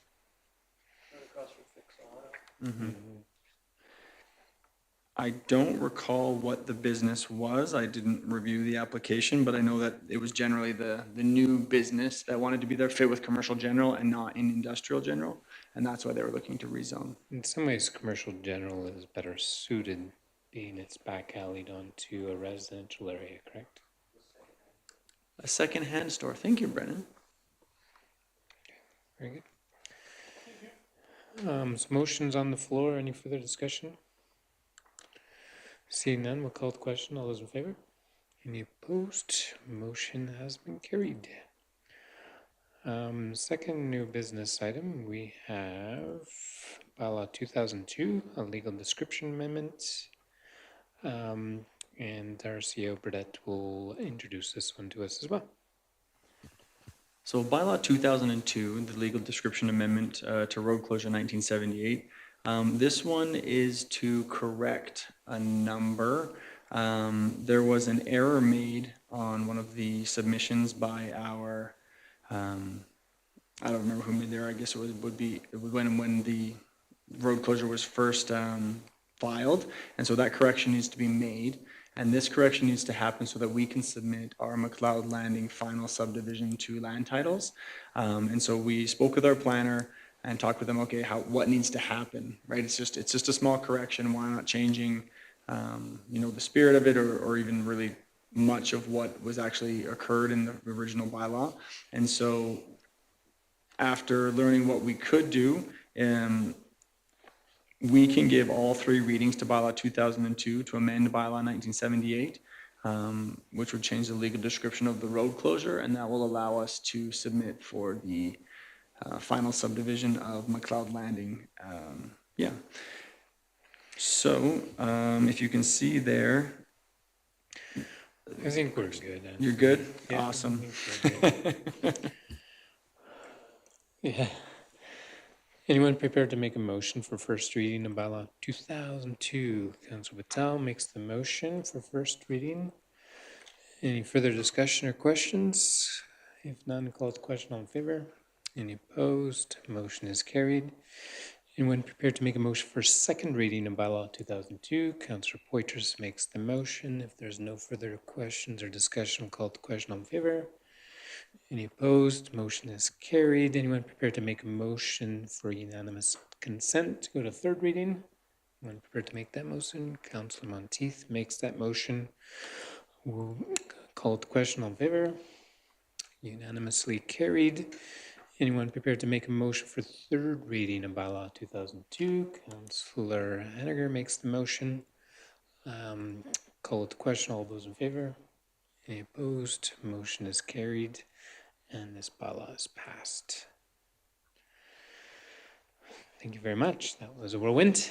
Bylaw 1998, 2025 mill rates. Our Director of Finance, Chris Holbeck.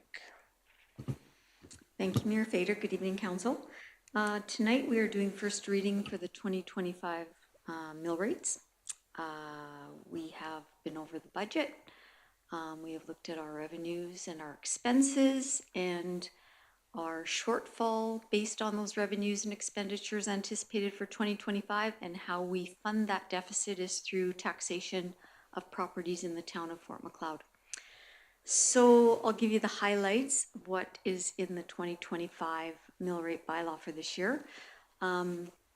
Based on the market changes, and that's inflation in the assessment and in the growth in assessment, so that's new construction. Our assessment went up substantially for both residential and non-residential in our 2025 assessment. Due to the large market change in our residential assessment, which is inflation, council determined that it was equitable and fair for 2025 to reduce the residential mill rate from 5.81 mils to 5.55 mils for 2025. And then on the other side of the equation is our non-residential assessment. And the market change in the non-residential assessment went up by 0.4%. So based on that small increase in inflation for that category of assessment, council determined that it would be equitable and fair for that sector of the assessment for their mill rate to increase to 11.71 mils from 11.26 mils. I've put some details on what that means for an average residential or non-residential property in the town of Fort Macleod. We've gone over those average changes for both types of property, and council determined that it was reasonable that that would be how the taxes were split for 2025. The only other thing I wanted to highlight was council broke out not vacant non-res and vacant residential as new subclasses of assessment in 2024. So those types of properties are assessed the same, but they can be given a different mill rate and a separate mill rate from improved residential and non-residential properties. Council determined that for 2025, the mill rates would be the same for vacant as for improved residential and non-residential properties. So there could be the potential in the future that council may change that rate. so that it's different than improved properties for both residential and non-residential. And so that's just something to keep in mind, but for 2025, it stays the same as the improved categories. The only other thing I wanted to remind council of was that we have a minimum tax in the town of Fort Macleod, and that increases every year by 3%. So this year, it is going up to $370. So that's usually for a property that's vacant ag land sometimes. The assessment is so low that even when you apply the mill rate, it's less than $200, even with all the education and lodge requisitions on it. So because it takes staff time and energy and assessment services to look after those properties, there is a minimum tax in the town of Fort Macleod, and this year it's $370, and that's just the municipal portion that comes to us. The education and the lodge requisitions are on top of that. Other than that, we are looking for first reading tonight. And then it will come back to council at the next meeting on the 28th, and we will give it second and third reading, and then we will approve the 2025 operating budget at the same time. I'll take any questions. Thank you. Very well. Thank you so much for the presentation on the 2025 mill rate bylaw. Anyone prepared to make a motion for first reading of bylaw number 1998? Councilor Poitras makes the motion. Any questions for Director of Finance or Administration regarding 2025 mill rates? See, no questions, no debates. No one wants to go up, no one wants to go down. Let's add some good, solid discussion. If that's the case, then we'll call it the question. All those in favor? Any opposed? Motion is carried. Our fourth item tonight, Director of Finance will also speak to the non-res tax incentive. Thank you again, Mayor Fader. So because tax notices are coming out at the end of the month, annually we accept applications for the 3-year cycle under the non-residential tax incentive program and for the 4-year cycle under the multi-unit residential tax incentive cycle. So currently for the new cycle, which is 2025, 26, 27 for non-residential, I have received and approved 4 applications. They are stated in the submission for Felcan, Doty Holdings, Cans Holdings, and Weston Land Corp. I'm not anticipating any more non-residential tax incentive applications before it's all done and dusted this year. I am expecting some multi-unit residential ones which haven't come in yet. I've anticipated them in the budget, and I've put an expense in there for what I believe those tax incentives will cost us in municipal taxes this year. That's the best I can do, because we do have the assessment, and I have a really good, I know they're coming in, they're just not coming in a timely fashion for us to get them approved before budget's passed, but there is budget dollars in there for us to allow those multi-unit tax incentive applications when they do come through. But tonight, all we're doing is doing the non-res tax incentive applications, and the recommendation is that council approves administration into entering into those 4 with the property owners for the 2025, 26, 27 cycle. And once I get that approval, I send out the agreements. The property owners sign the agreements, we file them, and then we do the calculation on their 2025 taxes for the first year, which is a 100% municipal tax reduction. And that's all I had to say. If you have questions, I'd be happy to answer. Oh, very good. Anyone prepared to make a motion as per the recommendation? Councillor Wilson, who makes that motion? Any questions for administration? I think there's potentially some that are missing on the list, but I don't know, but it's obviously up to the landowners if they don't want to apply, and we can't hound them forever regarding applying. And Yeah, we, annually, I get the development permit list from the development officer, and it tells me all the permits in the town of Fort Macleod that have been taken out, and I send reminder letters to the property owners. And we're not hard and fast on deadlines. I mean, if they've done the work and they've spent the money, the town will take the application, we'll take their payment, and we'll make it work.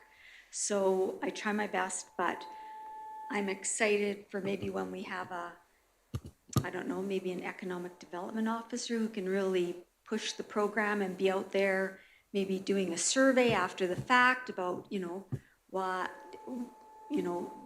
did you apply for this? Or did you do your build just because of the tax incentive? Or are we gonna do your build anyway? Like, there's lots of questions that I'm sure the town has that we'd be interested in, and then they could be my person that's out on the streets with the application. They'd know the businesses, they'd know who's built, they could help me out with this, because I just feel like I'm not doing enough, but I'm trying my best. we know you are. All right, if there is no further discussion or questions, we'll call it the question. All those in favor? Any opposed? Motion is carried. Thank you. Very much. Going on to bylaw 1993, Built Heritage Advisory, and Brendan Orr would like to speak to this one. Thank you, Mayor, Council. So bylaw 1993 is the Built Heritage Advisory Board bylaw. So we've made revisions to the previous bylaw 1839, primarily to clarify the role of the advisory board, its scope and its membership. So we have looked at this, some considerations.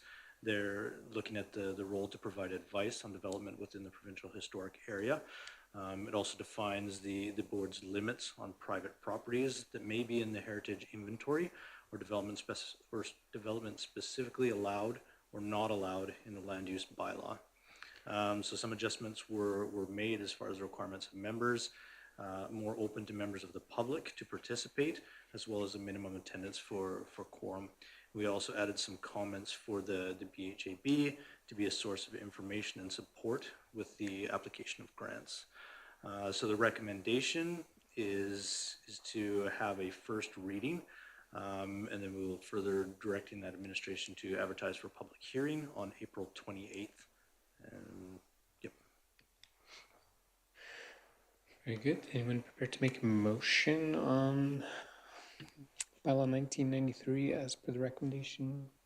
Councillor Poitras makes the motion for first reading. Any questions regarding bylaw 1993 in its current state? And we can always ask those after the public hearing as well. So if there is none, Councillor Poitras, did you have anything you wanted to highlight? No, you've been working on this one for a while too. Right? Very good. No, it's welcome to have this before council and hopefully get it approved. Okay. All right, with that said, the motion's on the floor. We'll call it the question. All those in favor? Any opposed? Motion is carried.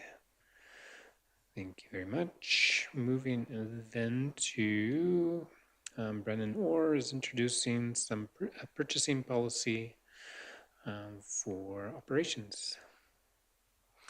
Thank you again, Mayor. So we are recommending that the council accepts the administration policy 019 purchasing policy as presented. So during regular review of the policies that administration follows, we've made some updates to the purchasing policy to clarify some tier levels of communication and specify the detailed procedures of requesting and receiving quotes, proposals, and tenders. We do have some details about some of the tier levels, just to make sure that there's transparency for goods and services, construction with procurement, and dollar levels. Also detailed steps of public posting in the contract agreement. So what we're looking at is written requests as well as website posting, advertising, and then moving to public sites such as Alberta Purchasing Connection to make sure that the tenders are public. and there's opportunity for people to jump on those different projects. So what I guess the recommendation is to accept as presented. Very good. Anyone prepared to make the motion regarding the purchasing policy? To accept as yeah. Okay, very good. Councilor Patel makes the motion. Welcome, Councilor. Any questions on the purchasing policy? I was gonna make a kind of funny comment. Could we put like tariffs on here? So if stuff's coming in from outside our community, we could tariff it so that we support local more? And you guys didn't like my business license increase for non-resident businesses. See? Yeah. It's a tariff. Funny. It's always good to laugh a little bit. All right, if there is no further questions on this one, obviously administration's vetted it and makes sense, and yeah. Okay, we'll call it to question then. All those in favor? Any opposed? Motion is carried. Moving on to item 7, Blood Tribe Transit, letter of support, and our CEO, Anthony Burdett, would like to speak to this one. Thank you, Mayor and Council.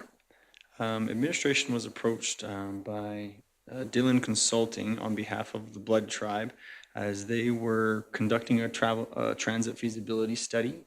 Essentially, the idea behind it is to provide a transit, or I guess looking to see if it was feasible to provide a transit that would go from potential locations would be Standoff, Cardston, Fort Macleod, Colehurst, Lethbridge. As in the package, it shows the maps that could be possible there.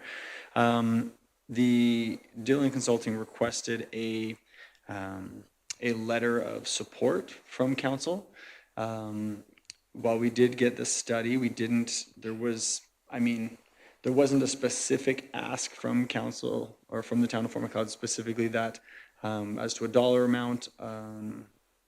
But in regard to the potential of the feasibility of it and the potential use of Fort Macleod residents, that could be potential. There could also be potential economic impacts because people could make it into town for shopping and those types of things. And so unfortunately, they already had to submit their proposal. And so we weren't able to get them a letter in time just based on the timing that we received it.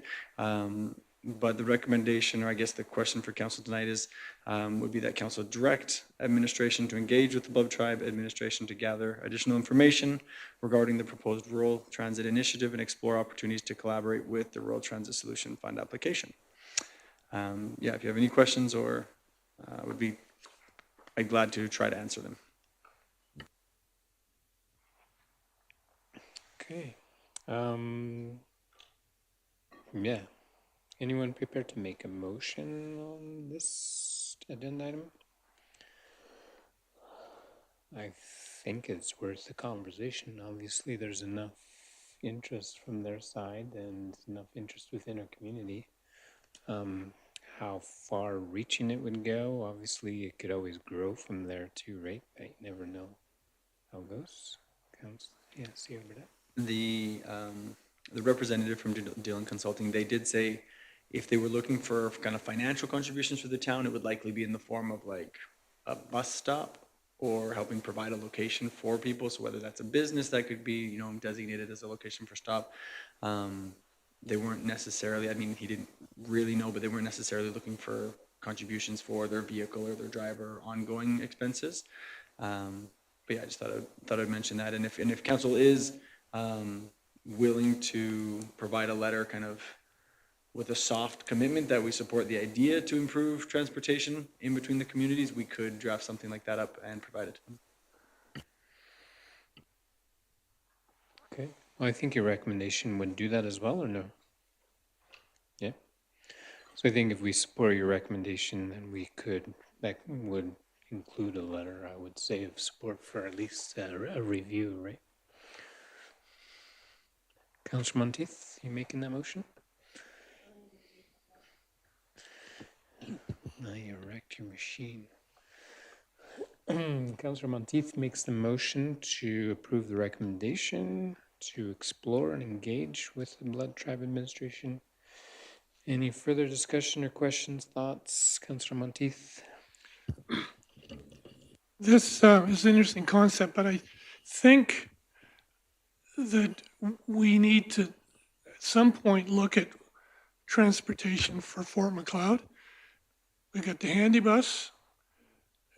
What about transportation, whether this goes or not, transportation to Lethbridge, Calgary, because of the obvious spots for medical and this type of thing, and just transportation total. I know someone went to a meeting in Pincher on regional travel. Was that you, Aaron?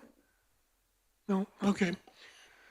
Memory's going. But I think we need to look at transportation in Fort McLeod and what we can do, things that we may have to think about in the future, that type of thing.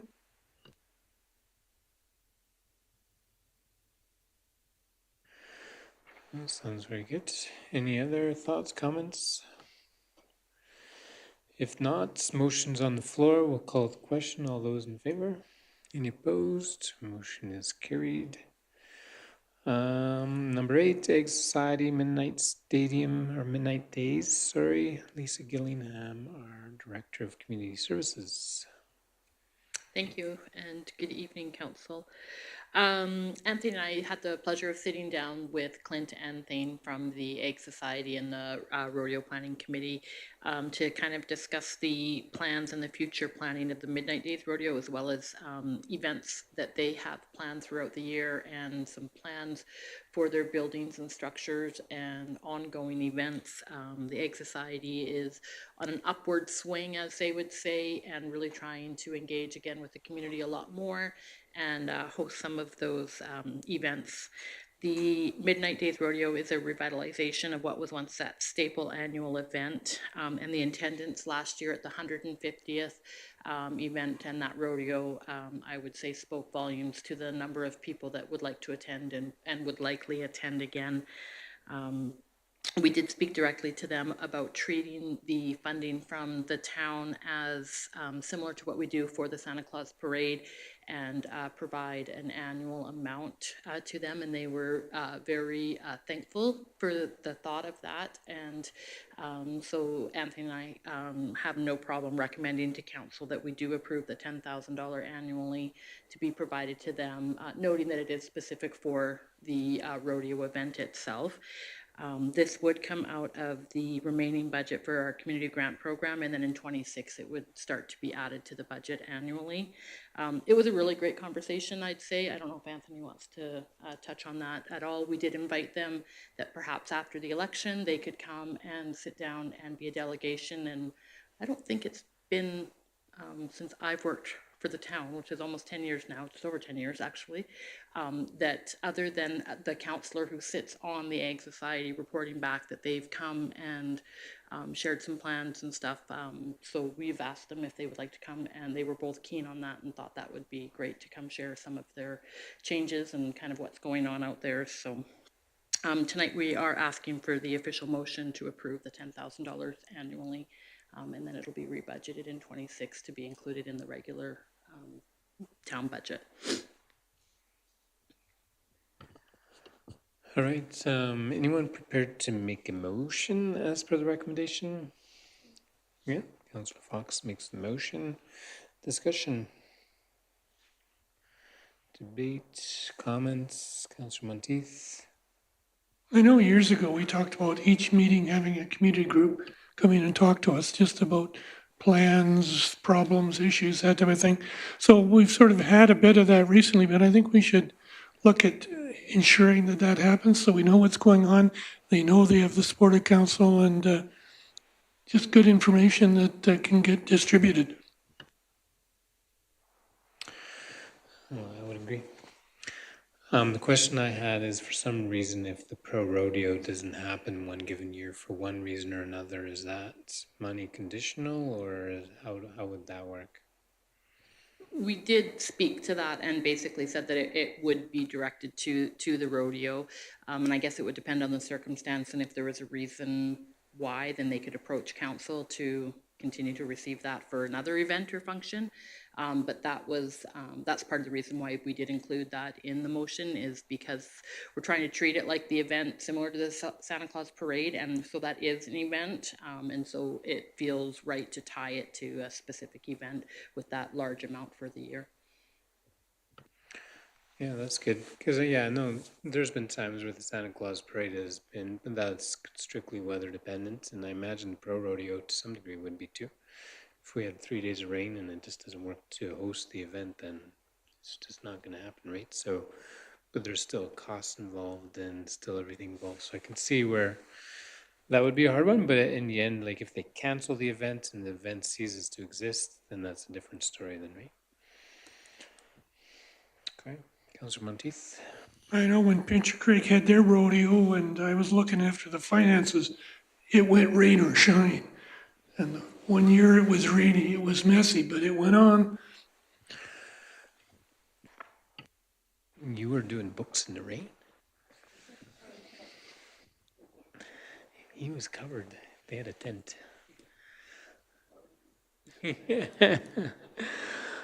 All right, motions on the floor. Any further discussion? Comments? If there is none, we'll call it the question. All those in favor? Any opposed? Motion is carried. And Alberta Public Safety and Emergency Services Police Funding. This was added from our consent agenda. And the question that you might have, Councillor Monteith, would be? Well, I'm confused as usual when we're dealing with the provincial government. So they adjusted their equalized assessment and it came down $12,000. Yet our amount we have to pay went up $4,000 or whatever. So I'm just wondering how the assessment comes down and we have to pay more. I don't know if anyone understands the logic in this. So it went up $1,700, correct? Is that what it was? 19. Yeah, so 187,000 more than the previous year, but 1,700 more than the assessment that was previous. So I think there was an adjustment in the equalized assessments amount.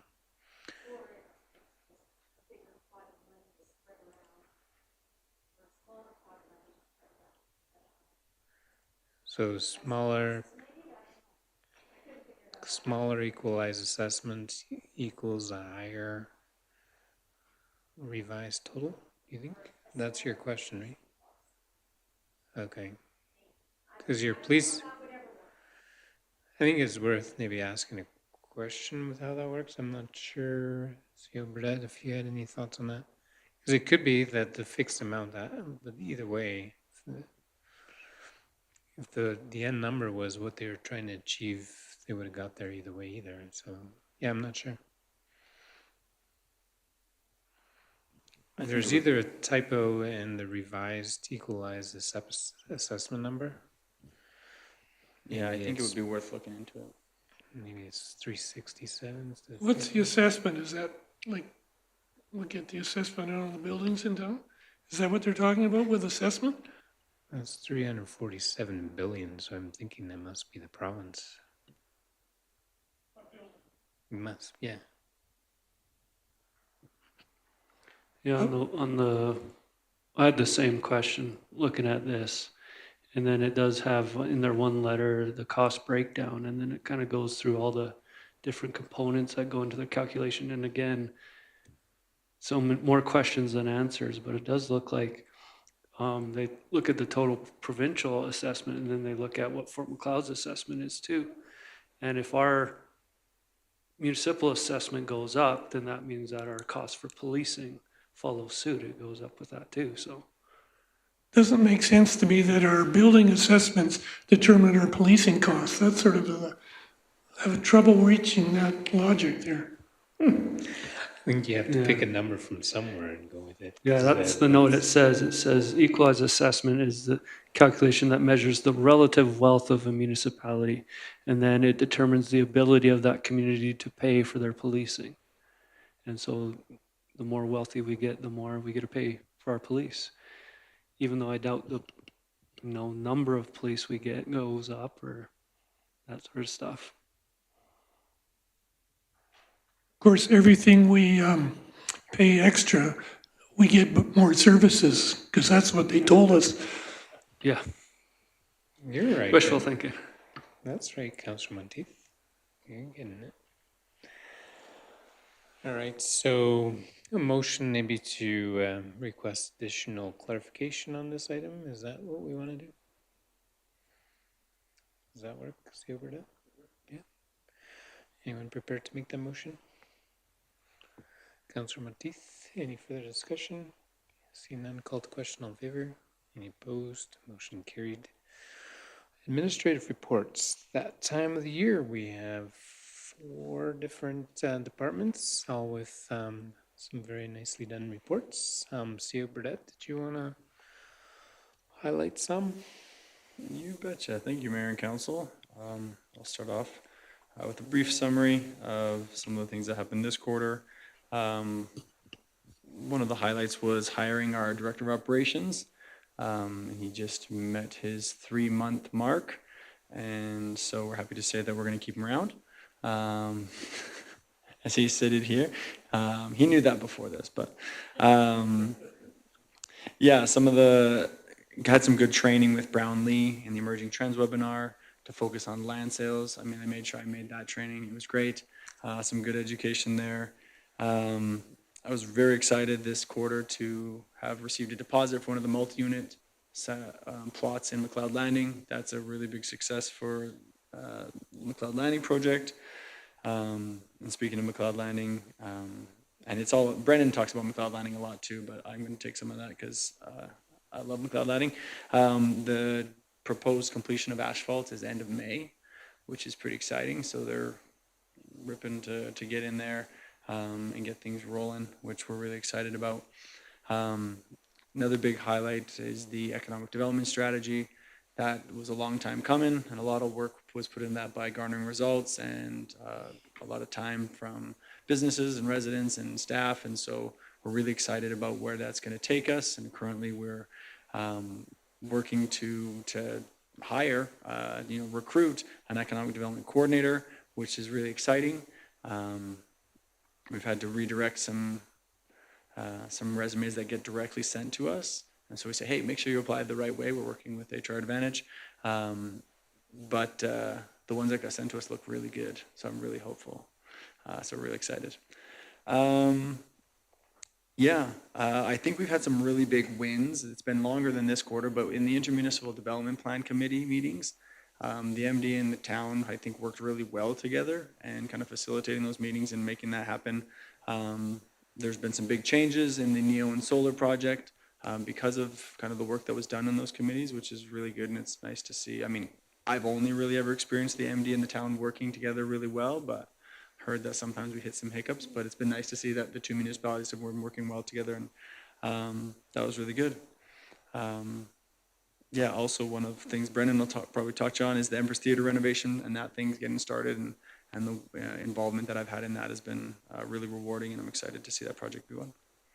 And that's all I want to touch on with mine. If you have any questions for me, I would gladly answer them. Well, that's very much appreciated. Director of Finance, any highlights on your report?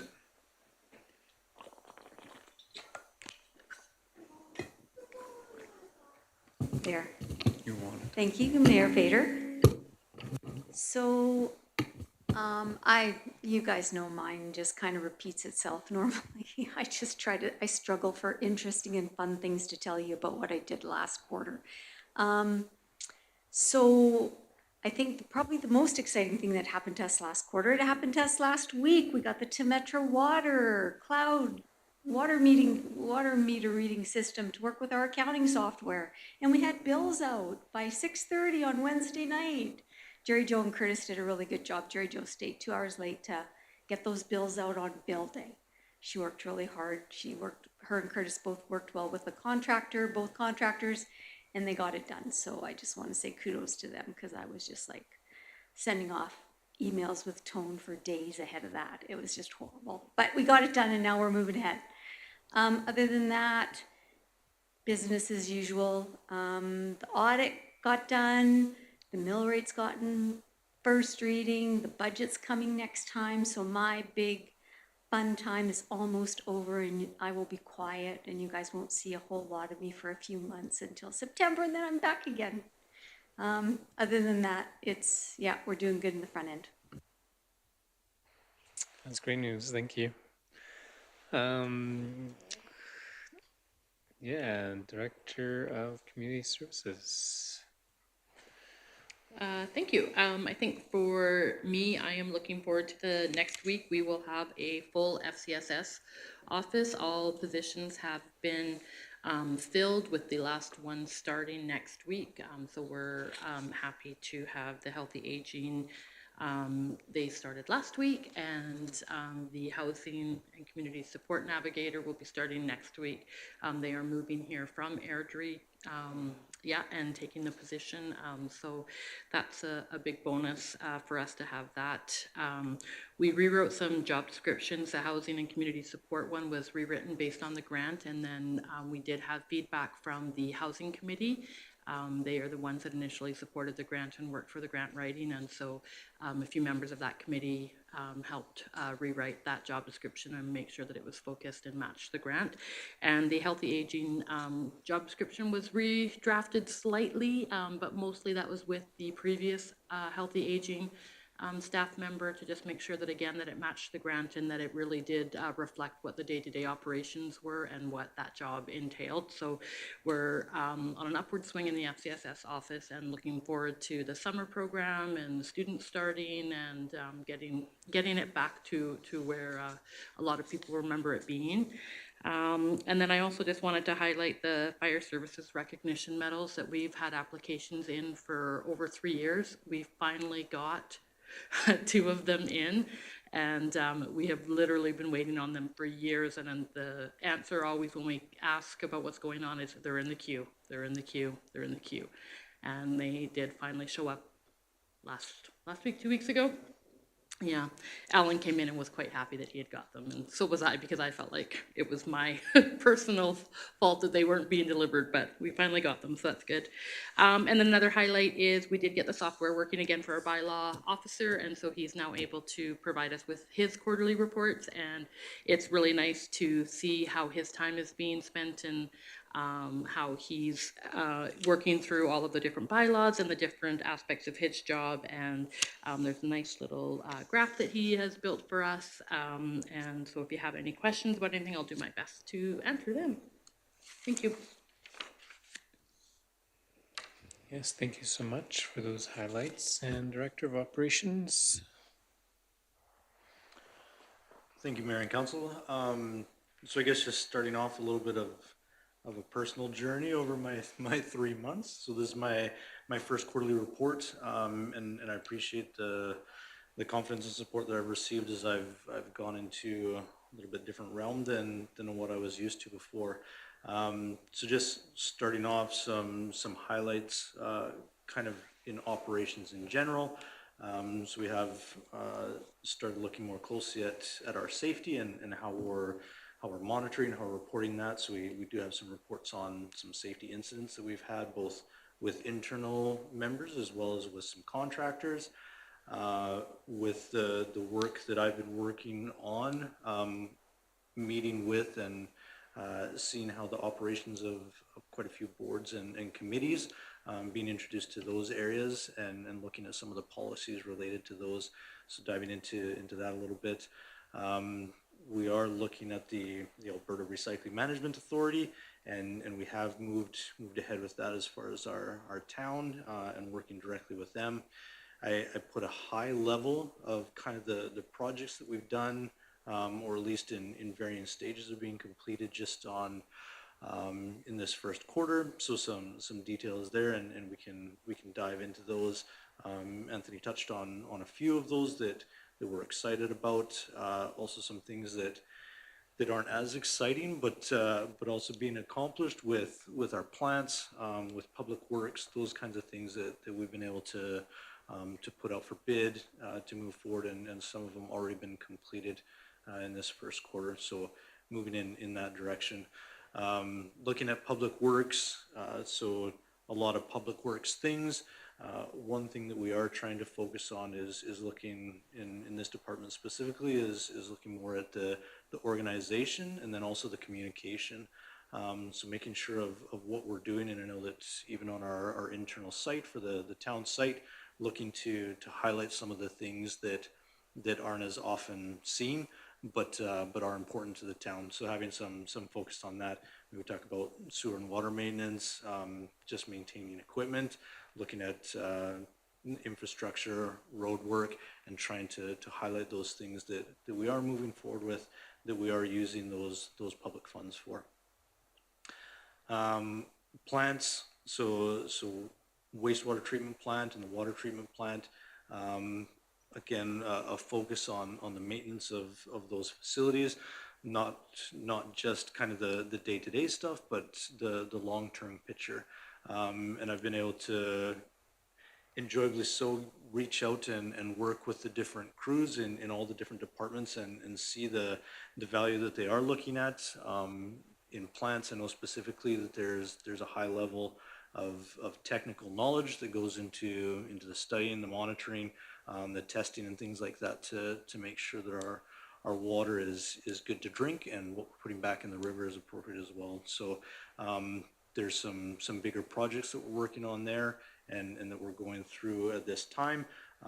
But a lot of looking forward, looking that we have redundancies, looking that we have those spare parts and things that we don't have the interruptions and what our capacity needs to be moving forward. Looking at planning and development, so agreements and policies, also been working on that a little bit as far as making sure that we're being covered as the town and as administration. Looking at bylaws, making some adjustments and those kinds of things. Land sales, and I don't know, Anthony, if you wanted to touch on this. I know you're pretty excited about the numbers. Looks good. Looks good. So it has been going very well. I know that I believe it's tomorrow we're opening up for some more sales in McLeod Landing, those kinds of things. And so there's good movement there, and we want to make sure that we're cooperating, that we're looking at new projects, new development, and that we're trying to find solutions. So that's, from what I've seen, that's been good. Parks and facilities.